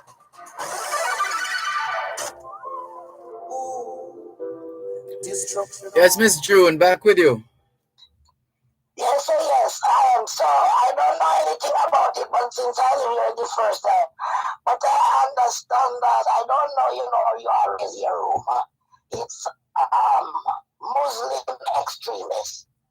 Oh, yeah. So you know what I mean. Yes, extremists. But most of the time, Extremists are a clear and present danger in this world. yeah. But I understand that this guy wasn't. He never clear in my head either. Oh, mental health issues? Oh, sorry to hear that. Yeah, most of the time when these things appear in Norway, it's really sick people. But anyway, you see it up and then catch him same time before everything, because it's a street where you have a lot of club. You have nightclub, bar, restaurant, and it's summer now, so it's a lot of outside serving. Our police not doing too badly either. They seem to, over a certain period of time now, for a few years, well, as much as they've been seemingly overwhelmed because of the rapidity with which we are committing crimes in this country, they have been doing a fairly decent job of apprehending suspects and taking them in pretty early. We have seen instances up to recently as within the last few days. And so we want to encourage them along those lines. Yes. But you see the difference here now around? They catch the guy, you know. The guy did the security them at the bar and things. These are the guy who put this guy down and hold him down till police come in now. That's called a citizen's arrest. Nobody no beat him, nobody chop him up, and the citizen take him, and nobody no beat him, nobody no kill him. Then just keep it down. Hold him until the authorities come. Yes, that's the right way.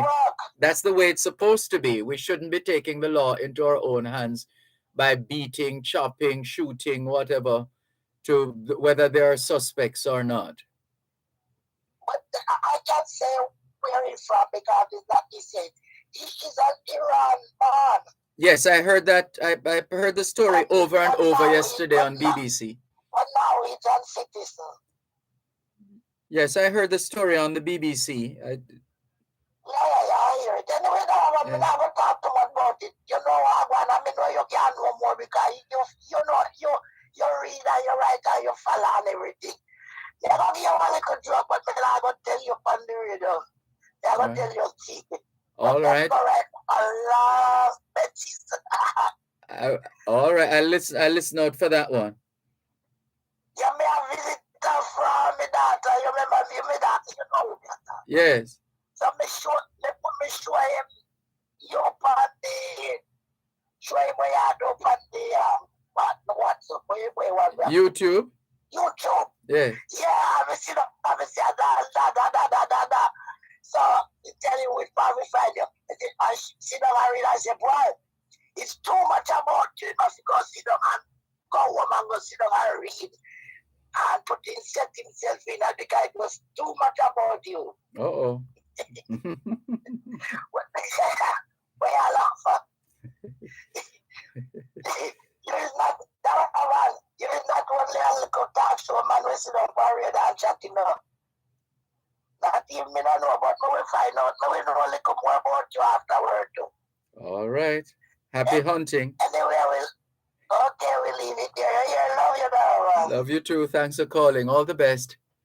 This is your program, Both Sides of the Story, Power 106 FM, still streaming live on the Gleaners website, go-jamaica.com. That was June in Oslo, Norway, connecting with us as usual. Herbert Bogle says, "Hi, Mr. Malcolm. Good afternoon. I'm watching from New York City. Enough love and blessings, and you continue to be the teacher you are." Thanks for those kind words, Herbert Bogle. Thank you very much for listening and participating here on your program, Both Sides of the Story, Power 106 FM. Still streaming live on the Gleaners website, go-jamaica.com, live on your smart devices all over the world. Taking your calls on 876 922 4112 to 5. 876 922 4112 to 5. Text line, same as the WhatsApp number, which means you can not only send us your text messages, your WhatsApp messages, but also your voice notes. The number to call, 876 365 3346. 876 365 3346. And let's continue with more right now. Couple of messages coming in. What do we have here?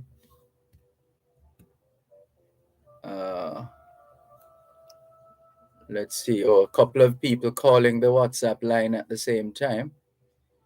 Well, one will get through and the other will not. Sorry about that.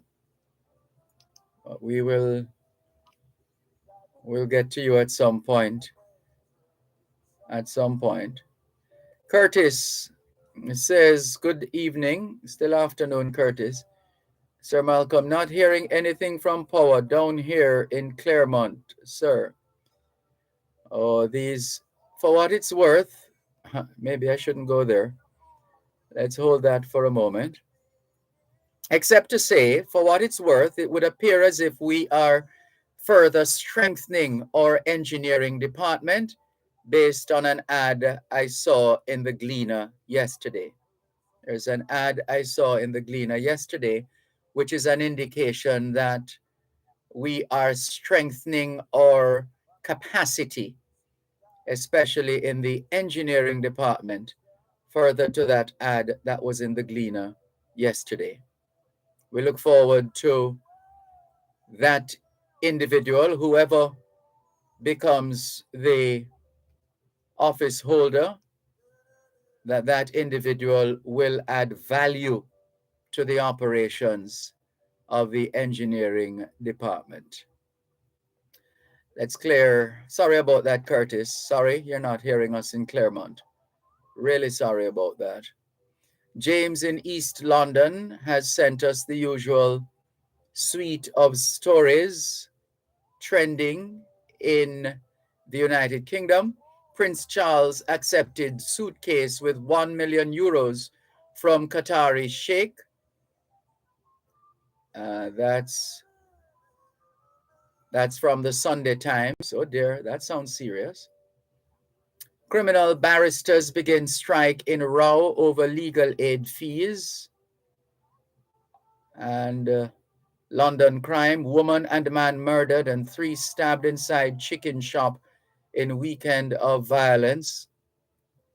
There's a global increase in violence, by the way, if you missed it, especially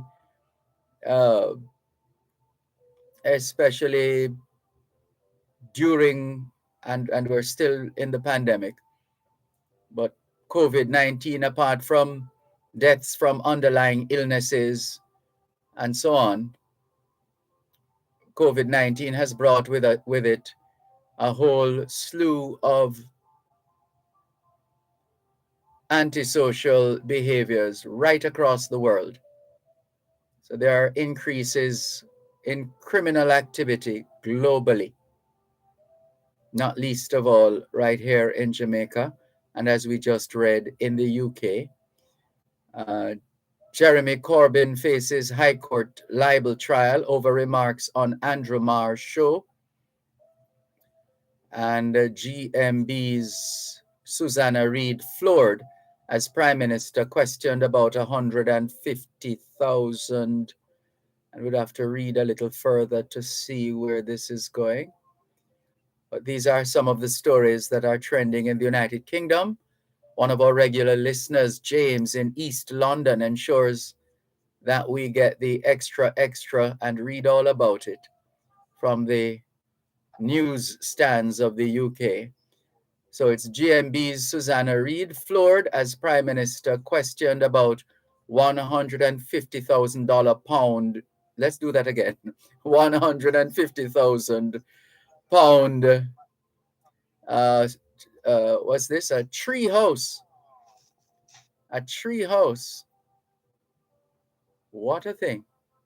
Speaking to co-host Adil Ray, Susanna explained that there have been reports of Mr. Johnson wanting to build a tree house for his young son. However, the alleged plans are said to be costing around £150,000, more than some actual houses cost. Hello? But it seems Boris Johnson can do no wrong. It would appear so. It would appear that Boris Johnson can do no wrong in the UK. Oh dear. Ooh. Let's see who else is messaging us. Someone has left a voice note, but we have to listen to that off air. And this one says, what's on my mind? It pays to commit crimes in Jamaica. Nicole Williams, the lady caught in the police chase, did not have to pay the full cost of the damages to state property. I'm sure the damages to the police. Remember, we have to be careful how we use that word. If we're conjugating the verb to damage, or when we conjugate the verb to damage, for example, we say, whenever you put the pot on the table, it damages the surface. That's a conjugation of the verb to damage. But if you're talking about the impact of a hurricane on the region, you never pluralize that word when you're talking about the impact of a hurricane or anything else on the region. You talk about damage. So hurricane damage, or the hurricane caused a lot of damage. No S there. And then the other time you'll put on the S is if you are dealing with legal matters where there is some kind of suit and you are suing for damages. So let's remember that distinction, please. So, and the message goes on, I am sure the damage to the police vehicle and the gas used to catch up to her is more than her fine of 20,000. Well, the court has made its pronouncement. If a member of the public has an issue with that, I don't know if there are any remedies there, but the court's position is quite clear. Thank you very much for the message. And who is this now? Right. All right, let's go to Sean, who is calling us on WhatsApp. Good afternoon. Thanks for calling. Good afternoon, Uncle Dervan, Malcolm. How are you? I'm giving thanks for life. And you? I am doing great so far. Uncle, but on a very serious note, though, I have a very serious subject to talk about. This is no laughing matter. This is a serious issue. We are going to put fun and joke aside right now. The other day when I was listening to the news, I hear they were talking about a woman that was murdered with her 4 children. How could a 23-year-old man murder the woman with her own 4 children that she has? what a world we are in. And I also heard on the news that the man stabbed his father behind his back and killed him. What a world we are in. One moment, please. At Wellington Dental, they offer cleaning, filling, whitening, and other services for the entire family. The time by Wellington Dental is 4 o'clock. Your taxes hold the key. Property owners. Property taxes for year 2022-2023 are due. Payments can be made in full, half-yearly, or quarterly installments. So many ways to pay. You choose. Online at jamaicatax.gov.jm, the THA mobile app, mobile tax collection unit, and NCB online banking. Call 888-TAX-HELP. That's 888-829-4357, or visit jamaicatax.gov.jm for details.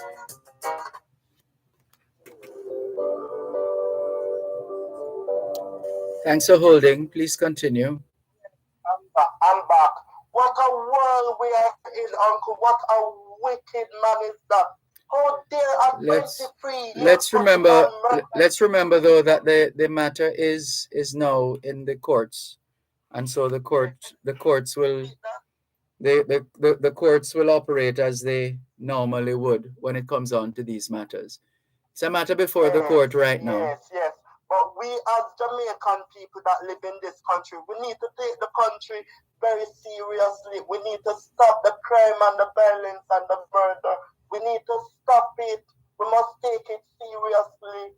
We must not take this country for granted. You understand what I'm saying, Uncle? Yes. Yes, okay. So what they need to do is to sentence that man in prison for many, many more years. Well, I can imagine you're entitled to your opinion there, but remember that that there are different factors that are taken into consideration when it comes to sentencing. Yes, different fact. Uncle, but say for instance, you have some people who hear these stories and news.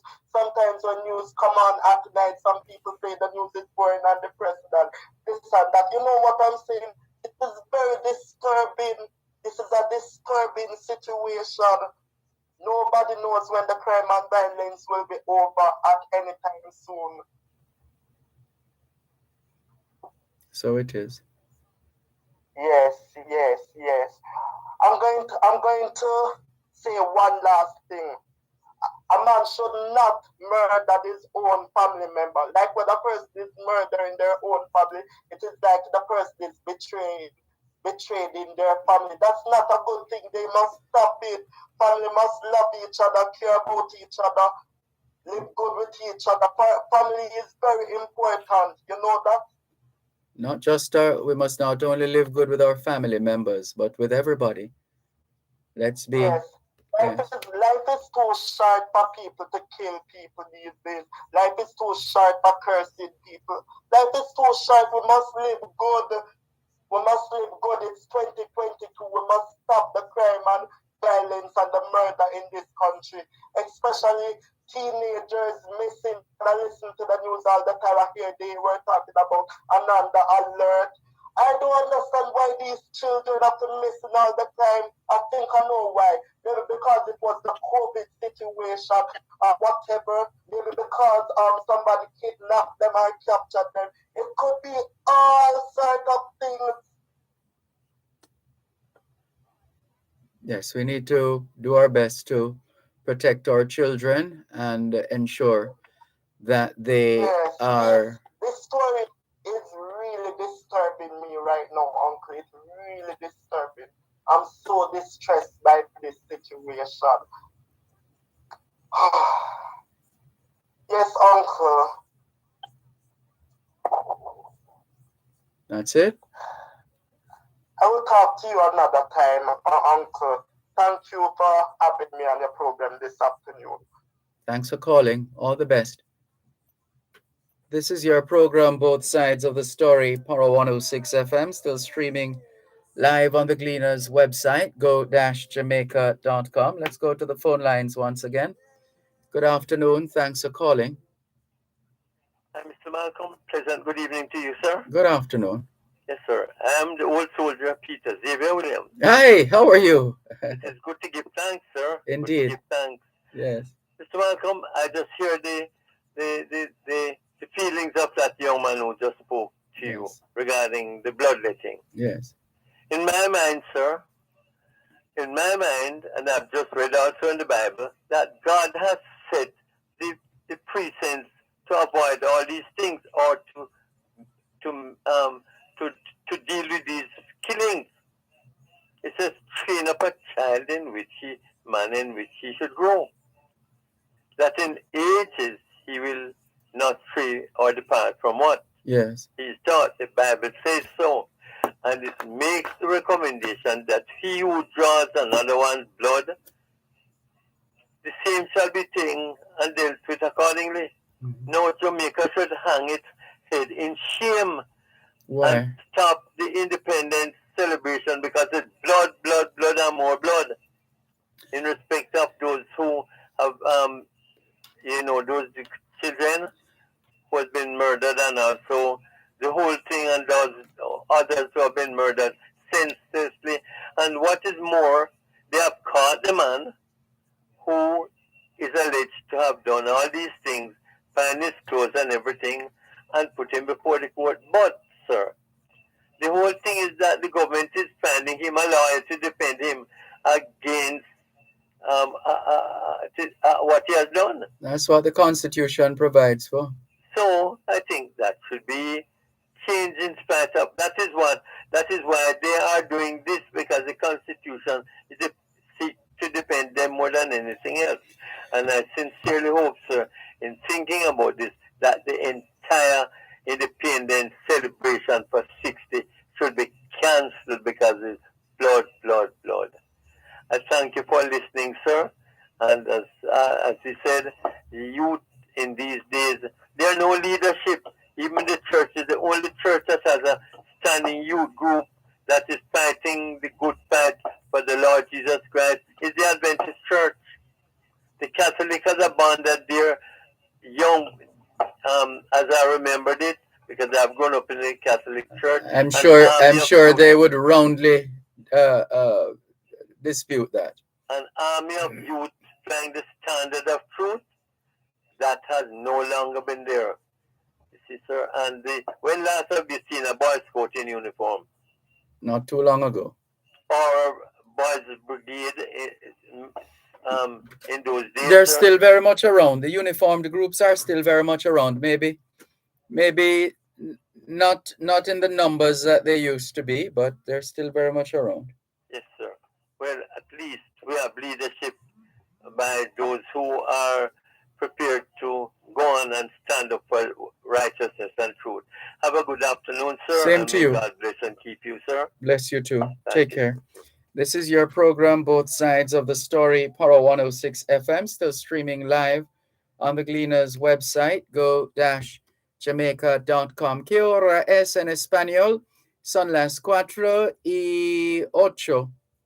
Quelle heure est-il en français? Les 4:08. 现在几点了？4点零八分. 8 minutes past 4 o'clock in the afternoon here at Broadcast House, 32 Lyndhurst Road, Kingston 5, St. Andrew, Jamaica. Have you had a checkup lately? If not, now is a good time. Let's not wait till we get sick to get a checkup. How about that? Checking in with more on your program, Both Sides of the Story, Power 106 FM. Someone by the name of Prince saying, hello, Dervan, I send you this letter and never hear a response. Which letter is this now? Refuse. 6 years. No, man, I read this message already. You perhaps might want to say you did not hear, but this message was read.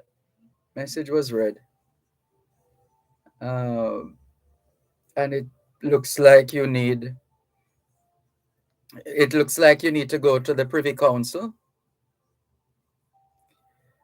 Yeah, if you have no confidence in the justice system here or in the region for that matter, then go to the Privy Council. Maybe and you have drawn certain conclusions. We read your message already, Prince. So they're sorry you missed it when we read it. Let's move on. This is your program, Both Sides of the Story, Paro 106 FM HR in St. Elizabeth says, good afternoon, Mr. Malcolm. Hope you're well. Do you remember the pipes I told you about in St. Bess? Two in the Dry River, St. Bess, and one on the YS Road in the same St. Bess. They are still running on the road for months now. Here I am sending you a video of one of them in Dry River, St. Bess. Look on the mess it is causing on the road. Shake my head. And Water Commission says water is life. The amount of it that is going down the drain. HR in St. Bess. HR in St. Bess, we're going to forward your messages as we normally do to Andrew Cannon of the National Water Commission. And hopefully there's something productive will come out of that. We're also sharing your contact information with Andrew Cannon of the National Water Commission. So let's get this done and over with. Forwarding all three pieces of information. And now sending the information over to Andrew Cannon of the National Water Commission. So that is done. Let's move on. Thanks for your message. Sorry to hear of that situation. HR in St. Bess. Good to have you on board. And all the very best. This is your program, Both Sides of the Story, Paro 106 FM, still streaming live on the Gleaners website, go-jamaica.com, live on your smart devices all over the world. What is this now? Oh, this was, we'll have to send this to, let's forward this to Gloria Brown and Calicia Findlay, because it's related, land related. So we're doing that right now. So we sent it to Attorney at Law Gloria Brown. And now we're going to send to Attorney at Law Calicia Findlay. So whoever gets the message first, and they will respond to you, and we will forward their response to you. All right. 876-922-4112-5. Here are a couple of YouTube messages. Keats Sampson says, I hear Curtis Ward saying that Jamaica's foreign minister has been compromised. Compromised in what way? Has it been proven that she engaged in unethical conduct? And is there any proof that she was doing the bidding of Boris Johnson? Not one journalist has so far provided proof that Johnson Smith was doing Johnson's bidding. Keats Sampson, thank you very much for your messages. And that debate will go on because it serves a purpose according to who's receiving the information. So there are those who are anxious to find what is in the closet, if there's anything in the closet. And some are celebrating the fact that Minister Johnson Smith was not elected the new Commonwealth Secretary General. And there are those who want to know the cost of all those trips, etc. So this this remains a democratic country and people are free to ask questions, and the journalists and members of the public can use the Access to Information Act to get whatever information they need to get, unless sharing that information would compromise national security. You're listening to Power 106 FM. The time is now 4:15. PSOJ's Crime Stop Jamaica 311 unsolved. We need your help to solve the brutal murder of Ricky Shrimpy Bailey. 5:10 a.m. Wednesday, January 1, 2020. Mr. Bailey had just left a New Year's party at Sabina Park when he was attacked and shot to death. Crime Stop Jamaica and concerned citizens are offering a total reward of $800,000 for information leading to the arrest and charge of those responsible. Call Crime Stop Jamaica 311. Solving crime pays. Infini Gelato, the home of Italian ice cream, freshly made on location. Come experience a variety of unique flavors. Try our delicious gourmet pizzas, bubble waffles, and more. Infini Gelato. Shop 17 Sunshine Outlet Mall, Brayton Parkway, Portmore. 876-893-1307. Infini Gelato, the home of Italian ice cream. Jamaica Hospital Supplies has medical equipment for health at home. We have oxygen supplies, Wheelchairs, digital blood pressure machines, adult diapers, Sure Comfort diabetic supplies, CareSense blood sugar meters, humidifiers, incentive spirometers, urinals, bedpans, leg bags, CPAP supplies, body fat scales and catheters. Jamaica Hospital Supplies for all your home care needs. 66 and a half Halfway Tree Road. Call 929-2850. Visit our website for more information.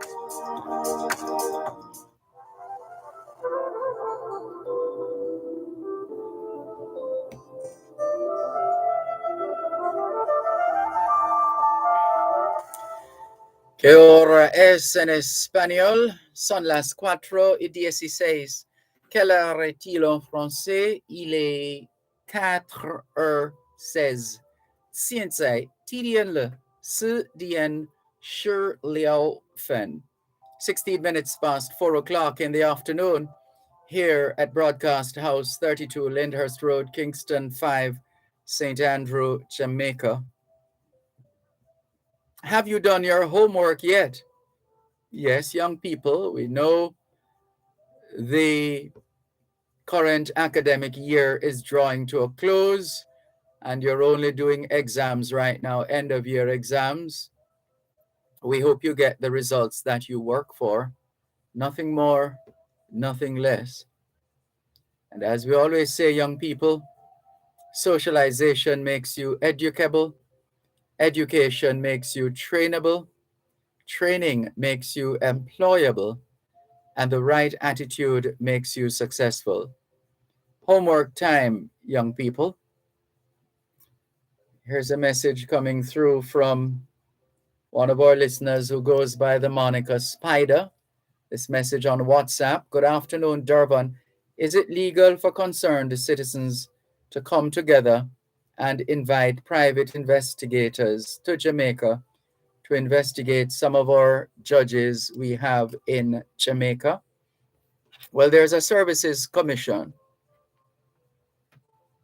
that deals with matters related to our judges, their appointment, etc., etc., etc. There's a commission for that. And there's the system is such that if there are, because you can't fire a judge like that. You can't. I think the Constitution speaks to, or the regulations speak to the state of mind, being able to prove that the individual has lost his or her mind. I think that's one of the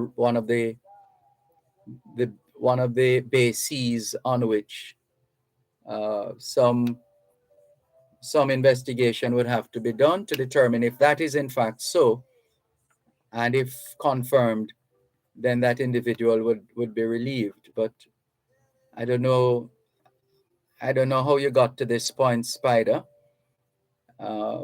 But you can always go to the Privy Council or somewhere else. Thanks for your message.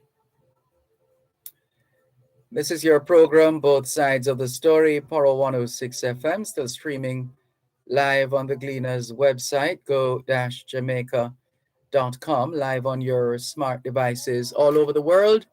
Taking your calls on 876-922-4112 to 5, 876-922-4112 to 5. Text line same as the WhatsApp number, which means you can not only send us your text messages, your WhatsApp messages, your voice notes, but you can call us on WhatsApp as well. That number is 876-365-3346. 876-365-3346. And let's see who else is messaging us here on your program, Both Sides of the Story, Poro 106 FM. Before we forget, though, there is some information here we wanted to share. You might have heard us speak before about one of the a significant battle that happened in the vicinity of Dunn's River Falls many, many years ago. On this day in 1657, after 2 years of waiting, Spanish forces were landed at Ocho Rios and supplies moved to a stockade at Dunn's River Falls. What's the significance of this? Well, let's back up and explain.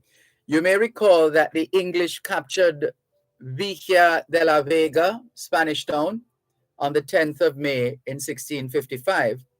Subsequent to that invasion, the Spanish fled to the hills, hoping the English would loot and leave.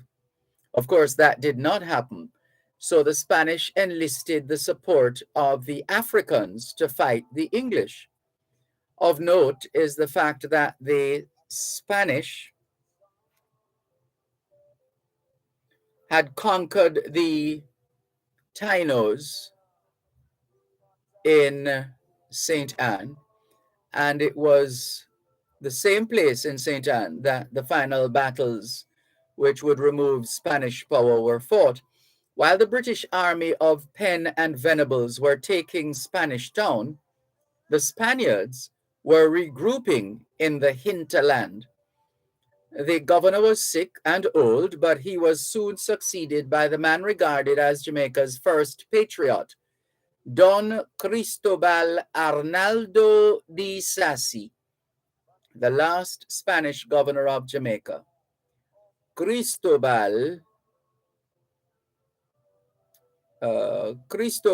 was the great-grandson of the Spaniard who had been the first commander of the fort at Seville, and the family had therefore been in Jamaica for more than 100 years. He was not fighting for Spain. He was not fighting for Spain, but for his homeland. He counseled Spain to send ships to land forces. I tell you, these mad ants have taken over the studio. I'm not sure what's happening here.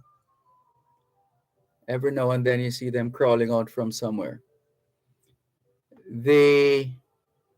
So he was not fighting for Spain, but for his homeland. He counseled Spain to send ships to land forces at Old Harbor, where he would join them and easily capture Villa de la Vega. His advice was not taken, and so he encamped at several points in the St. Anne coastal area, among them Shaw Park, Dunn's River, Runaway Bay Caves, Anotta Bay, and in the hills above Monique. And so it was on this day in 1657 that after 2 years of waiting, Spanish forces were landed at Ocho Rios and supplies moved to a stockade at Dunn's River Falls. So that's as we mark Jamaica 60. A bit of reminder with respect to the history of this country. Let's look at 1850. The original land title of Saints Peter and Paul Church was signed and sealed by Eugenie L. Duval on this day in 1850. Here's the exact wording of the document. This indenture made between Eugenie Lavalclair Duval and the Right Reverend Benito Fernandez witnesseth that for and in consideration of 10 shillings all that piece of land to have and to hold for the purpose of erecting a Roman Catholic chapel on the said premises to be used for divine worship by the Roman Catholics of this island, and to and for no other purpose whatsoever. In witness whereof the said Eugenie Lavalclair Duval hereunto set her hand and affixed her seal the day and year above written. Signed, Eugenie L. Duval. That was an excerpt from the original land title of Saints Peter and Paul Church. Just a gentle reminder that it's not Saint Peter and Paul, but Saints Peter and Paul. Two of them, not one. Saints, not saint. Saints Peter and Paul. So who were these men? Saint Peter was one of the 12 apostles of Jesus Christ and was first amongst the apostles. Peter was recognized as being the question asker and the apostle spokesman. He saw Jesus heal and heard him teach. He ate with Jesus, walked with him, touched him, sang with him, and saw the dust of Jesus's feet. He saw the glory of Jesus and saw him suffer. Then Peter saw the resurrected Jesus and watched him ascend to heaven. The Pope is the successor of Peter. Now, as for St. Paul, he was the indefatigable apostle of the Gentiles, who was converted from being a persecutor of faith on the road to Damascus. He remained some days in Damascus after his baptism and then went to Arabia, possibly for a year or two, to prepare himself for his future missionary activity. Having returned to Damascus, he stayed there for a time, preaching in the synagogues that Jesus is the Christ, the Son of God. For this, he incurred the hatred of the Jews and had to flee from the city. He then went to Jerusalem to see Peter and pay his homage to the head of the church. Now you know about Saints Peter and Paul. Let's tell you some more about the church that bears their names. The area in the vicinity of Saints Peter and Paul is a decided contrast to what it was in 1850, when Kingston was concentrated, for the most part, in the quarter south of North Street. Beyond North Street was country, and very deep country at the junction of Hope and Old Hope Roads, known as Matilda's Corner. Matilda's Corner is named in memory of Matilda Munn, mother of noted coffee farmer, politician, and founder of the Mavis Bank Coffee Factory, Keble Munn, who was known as the pioneer of the Jamaican coffee industry, being the first Jamaican to directly export coffee to Japan in 1953. So that's how Matilda's Corner got its name. But it wasn't always known as Matilda's Corner. It used to be known as Toll Gate, from the fact that the toll gatherer, if you thought toll roads started with Highway 2000, think again. They had toll roads back in the day. As we said, we're giving you the story of of Saint Peter and Paul Church and mixing with it related stories, making some connections there. So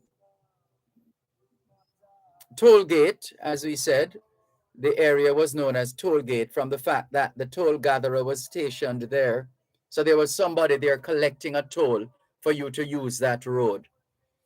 So it was Tollgate before it became known as Matilda's Corner in honor of Keeblemun's mother. More in a moment.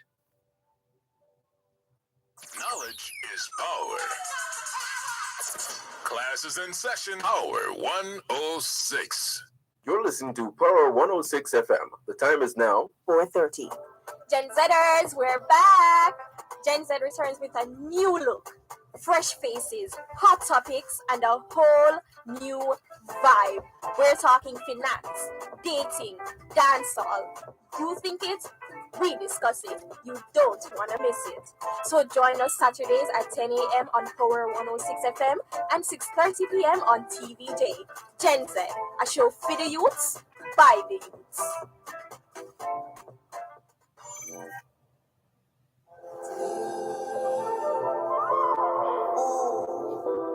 Destruction of poor people is poverty. ¿Qué hora es en español? Son las 5:29. Quelle heure est-il en français? Les 5:29. 现在几点了？5点cha shir jiao fen. 29 minutes to 5 o'clock in the afternoon here at Broadcast House, 32 Lyndhurst Road, Kingston 5, St. Andrew, Jamaica. Do you know where your children are? Are they where they're supposed to be? Doing what they're supposed to be doing? It's a good time to check up on the children. A good time for us to continue with more on your program, Both Sides of the Story, on Power 106 FM. To complete the story, the Munn family had extensive coffee holdings in the Blue Mountains, centered around their great house, Good Hope, situated at an elevation of 4,000 feet, built of huge stone blocks with an interior decorated with Jamaican mahogany. Now back to the history of St. Peter and Paul Church.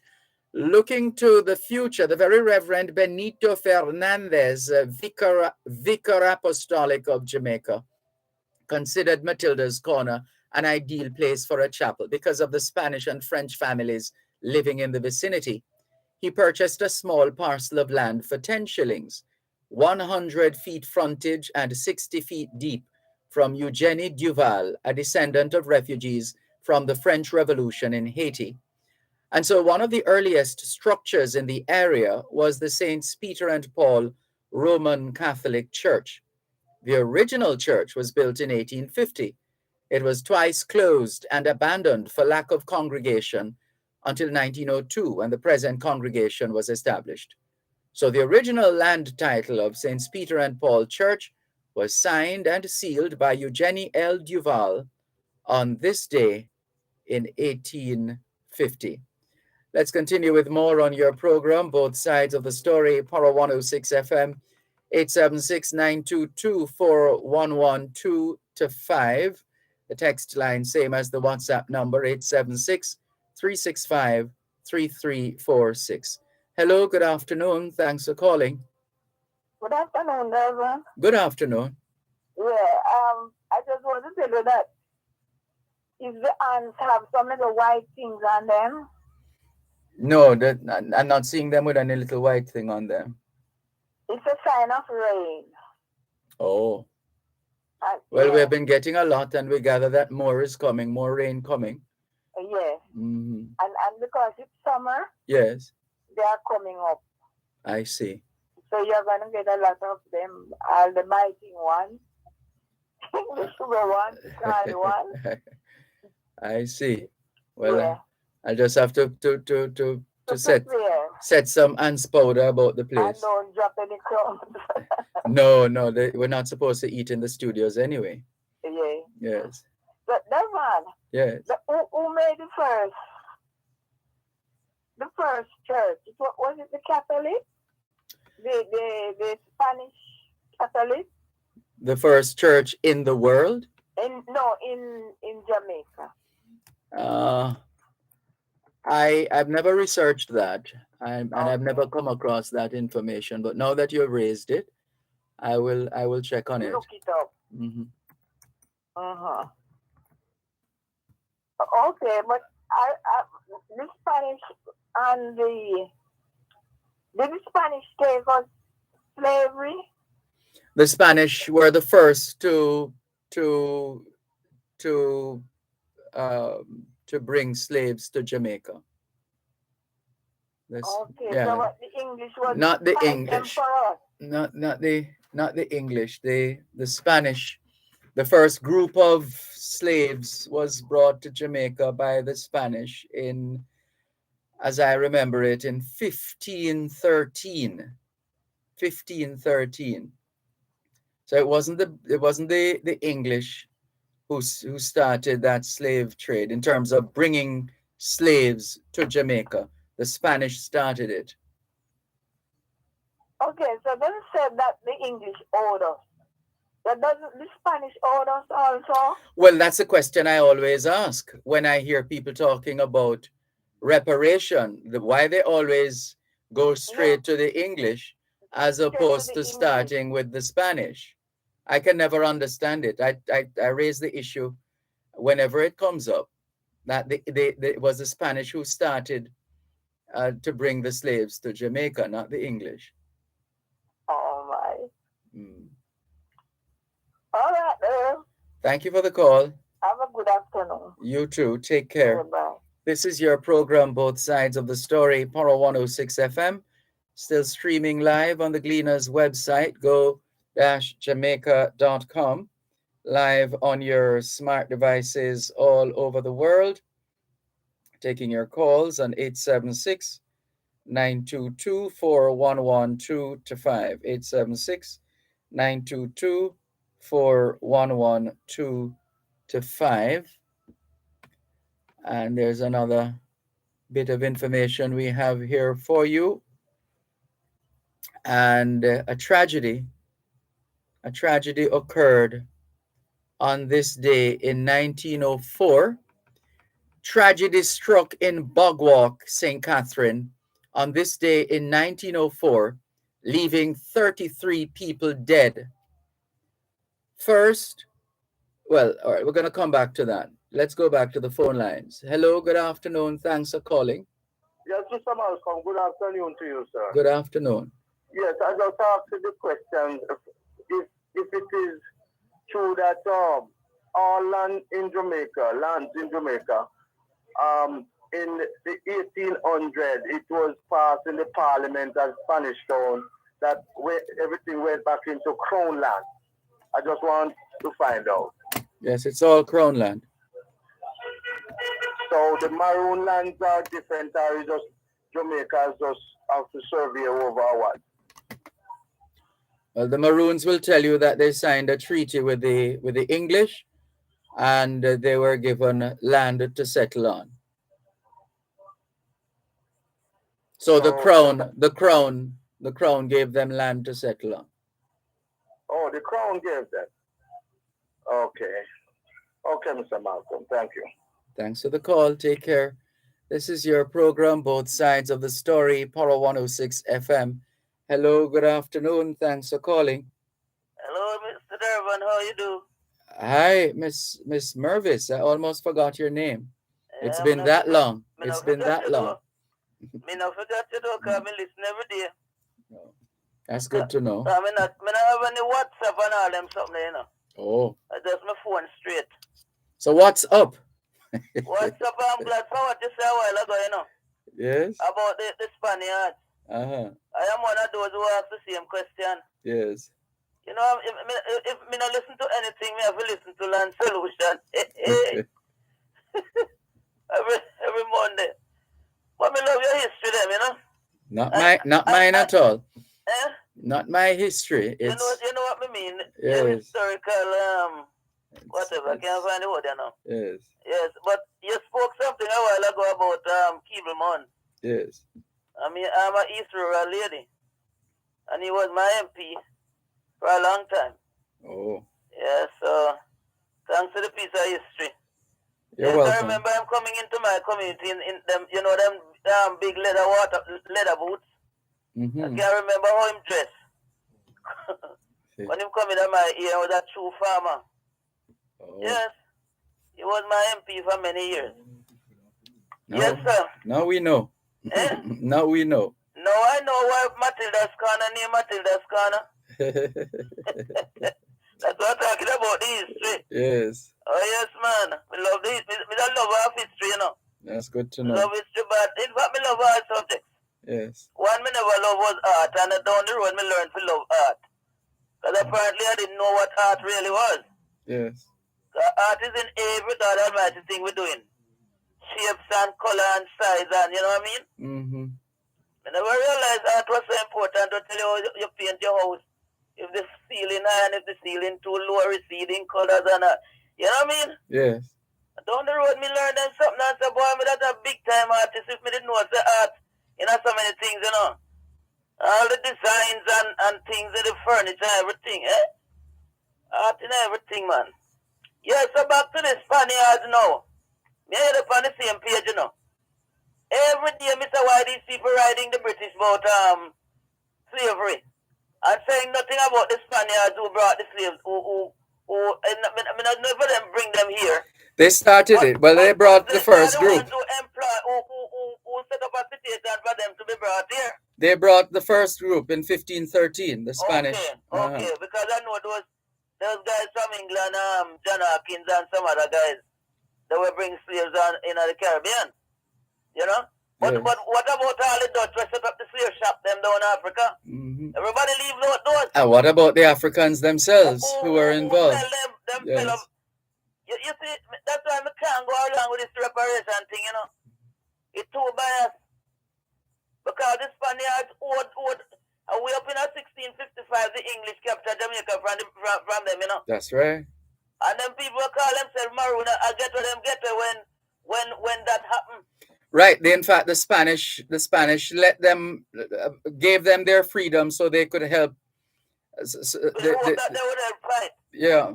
But they run away to the hills. Yeah. Them have sense. So that this argument about Maroon and who is Maroon as if the Maroon were not slave is something me not buying neither. I mean, know the whole history from me now. About 14-year-old, I studied West Indian history. I still have my old West Indian history book, you know, Dervan. Yes. Book 1. And talk about when the white man come west and all them sitting.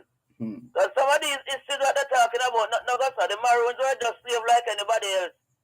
They owe the British something because the British come capture Jamaica, white them get away. And gone up in those places and behaving as if they're different from the rest of us. I don't buy that foolishness. No. If them get what from Britain, that's for them and Britain business.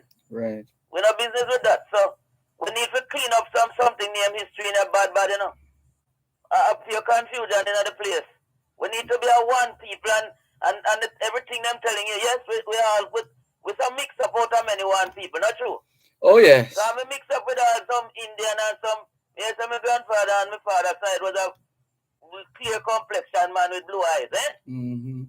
My mother on the dark side, but when we listen to all that story, how we mix up, me as well will be some good Jamaicans and enjoy the rest of the world. That's right. Instead of putting people's mind, sending their mind to Africa, sending their mind all over the place. And you know, me keep listening to this. Me know you must have heard me on this radio station talking about the power of the mind for years now. Eh? Yes. I told them 2006 when they had a conference at the conference center about Swelling River of Peace.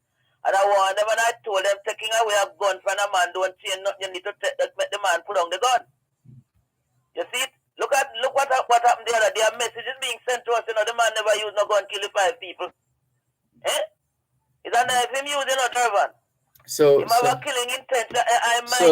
That's the information we have from the police who have done their investigation so far. I mine.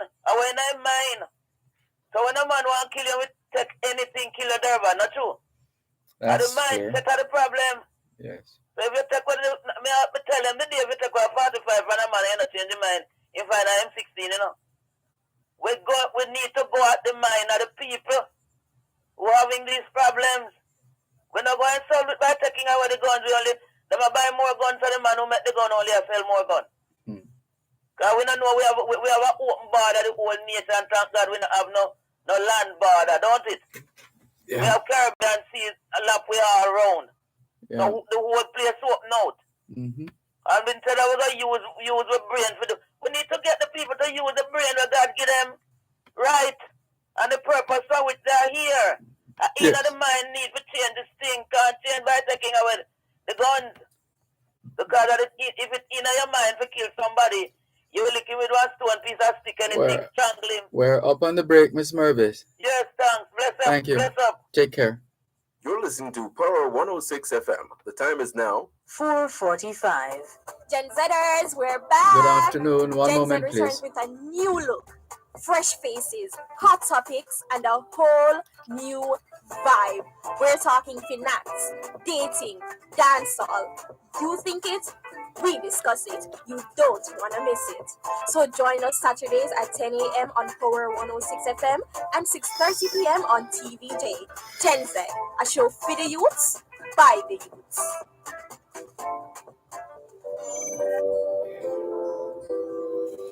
Y ahora es en español, son las 5 menos 15. Quelle heure est-il en français? Les 5 heures moins 15. 现在几点了？5点加14分. 14 minutes to 5 o'clock in the afternoon here at Broadcast House, 32 Lyndhurst Road, Kingston 5, St. Andrew, Jamaica. Good afternoon to all working Jamaicans tuned into both sides of the story here on Power 106 FM. It's a good time for us to ask ourselves, how productive have we been today? How productive have we been today? Let's take a call. Let's see. We have one here who has been holding for 4 minutes. All right, the others are longer than that. So let's go to the other calls. Hello, good afternoon. Thanks for calling. Yeah, hello, dear Sir Malcolm. Good afternoon. Good afternoon. Yes, thanks for the reception. This Republican breakthrough, if for the Republican, there's nothing wrong with it. There's nothing wrong with that, I talk about the abortion. One of the greatest things done in the world. Well, it depends on who you are. Or every killing an abortion or something, But they kill it from inside. Our thing is, first time, when a man cause a woman to lose her baby, a big charge that, he must pay heavy for that in all the scripture. So the abortion thing really is not an ethical thing. The Pope, him talk against it, and will talk against it. So you're like say the breakthrough shouldn't go on and so on. So they should have never started in any sense, and we say we are against innocent killing. You understand? But this thing started up through well them now, betterment of life, and people want to step up in their lives, so them sacrifice them productive. What about those who sadly or unfortunately are raped in the first instance, and another said that means that the seed put there, them done rape already. Yeah, or and even adultery, because first time from the so they second should time, so they should just accept whoever sowed that seed. the power where God put together, remember where God put together, let no man put asunder. We can't work against the creation. So the rapist would have been put there by God then. Hello? The rapist would have been put there by God. That's what you're saying? The world always, God made the world to see a man on it, but if a wrong one, two wrong can't make right, because you say killing wrong and two well then that no yellow kill. All right. What if one at a time? What if the mother's life is in danger or endangered by the very presence of this fetus? Innocent. What's that? That's the innocent one of the greater one, So save the child. Well, yes, but I tell you something now. Sometimes the mother causes the child to die too, Yeah, sometimes the mother be able to carry through the child alive. So, but now I would decide, now God decided that nature it happened naturally. On a man or guilty himself to kill, because when the man kill it right him, whatever family right, all the woman where and say abortion and so it have an impact on them nerves, and them emotion, and them soul. Yeah, what about the women?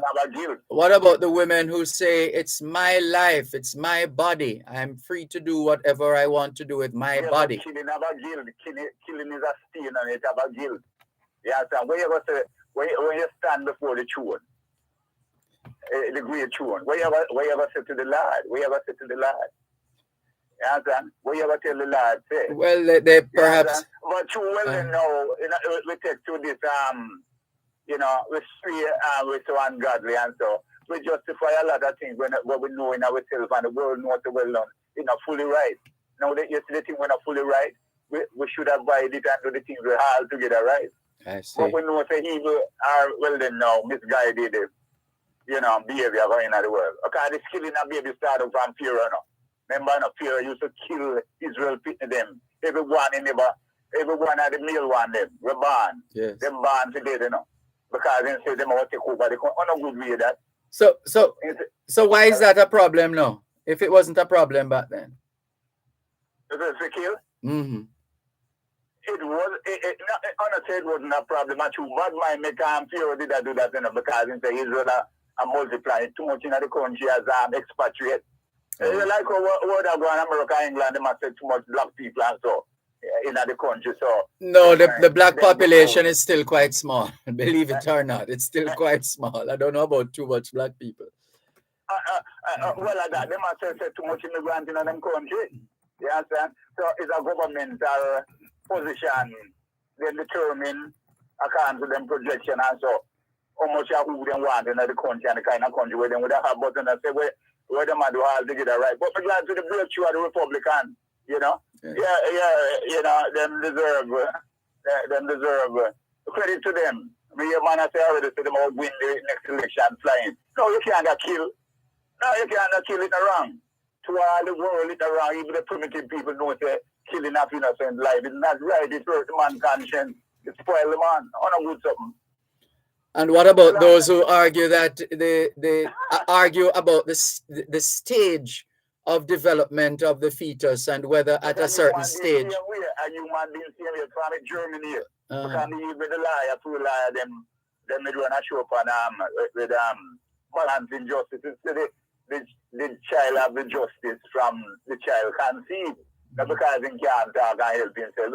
Because more innocent guy.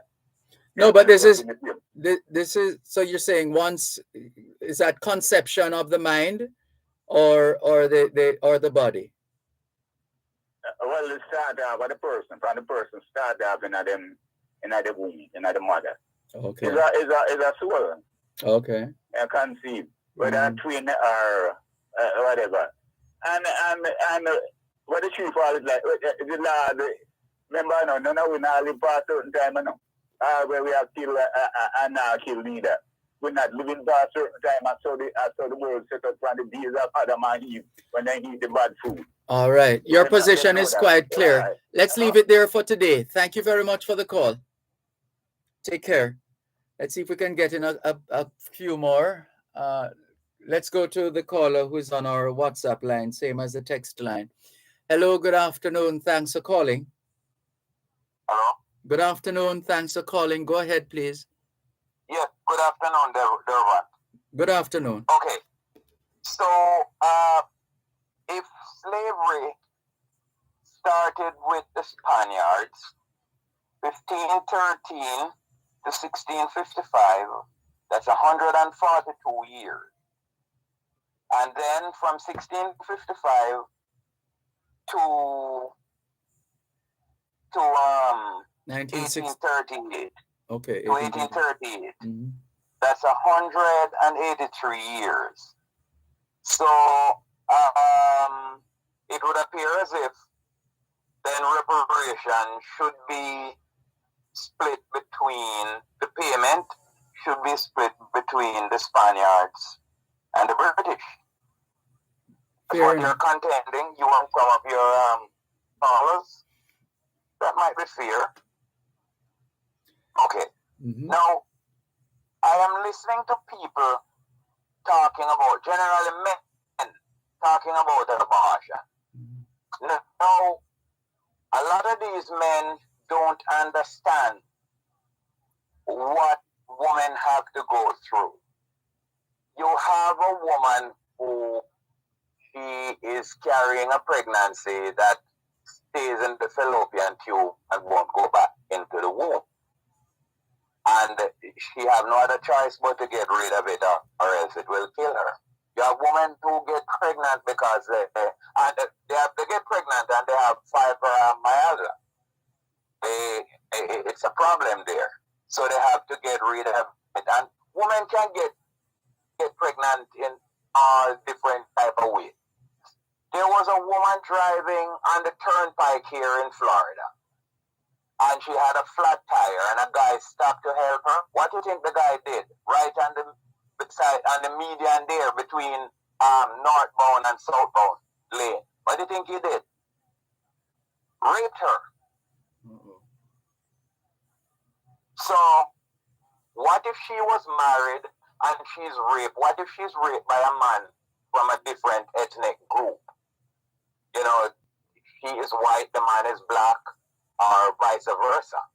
Or you're going to carry the child. It's something you and your husband have to sit down and talk over, and you figure whether or not you're going to bring this child into the world and live in the same neighborhood and become laughing stock, or you have to pull up stump and move to somewhere else where nobody know you. It's really a tough situation and woman. And to hear men come out, a while ago I heard a man said something sound more like what Sharon Angle in response to a question you asked him. Now this woman that was running in Nevada to become senator, she wanted to take Harry Reid's job. And she is one of those anti-abortionists. Of course, she's a Republican.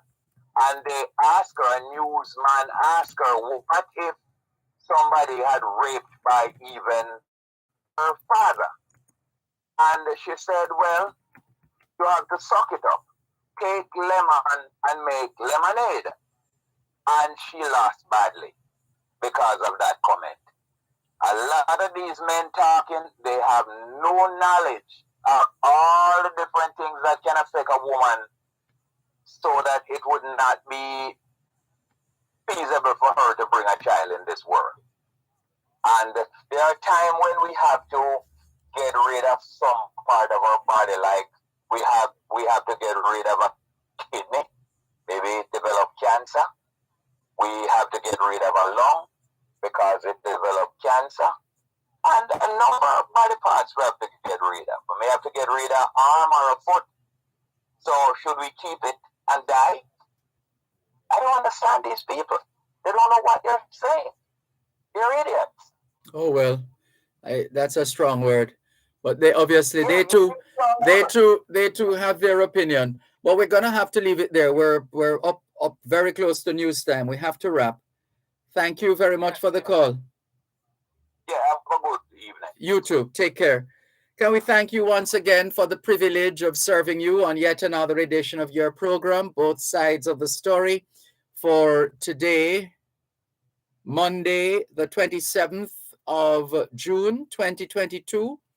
The moving finger writes, and having writ moves on, nor all your piety nor wit shall lure it back to cancel half a line, nor all your tears wash out a word of it. All things being well, Both Sides of the Story returns tomorrow afternoon, 2 to 5. Till then, this is Dervan Malcolm reminding all of us that every day is an opportunity to do better than yesterday. Take care.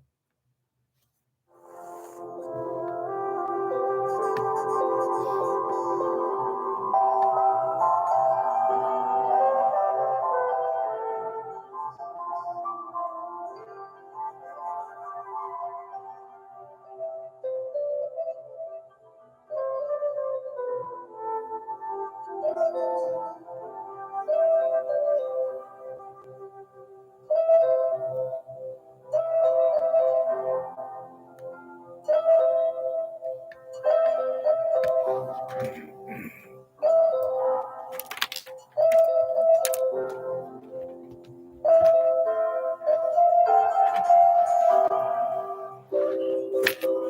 Mrs. Barker.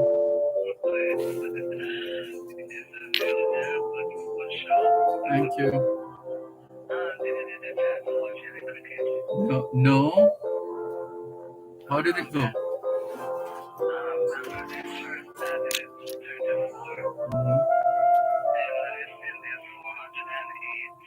Mm-hmm. You're listening to Power 106 FM. The time is now 5 o'clock. News, comprehensive, powerful, and credible. Power 106 FM now presents a simulcast of Oh, brilliant. Excellent. I need to find it on YouTube and watch the highlights. Wow, fell short just by 4 runs from his 150. Right, and he got man of the match. Mm-hmm.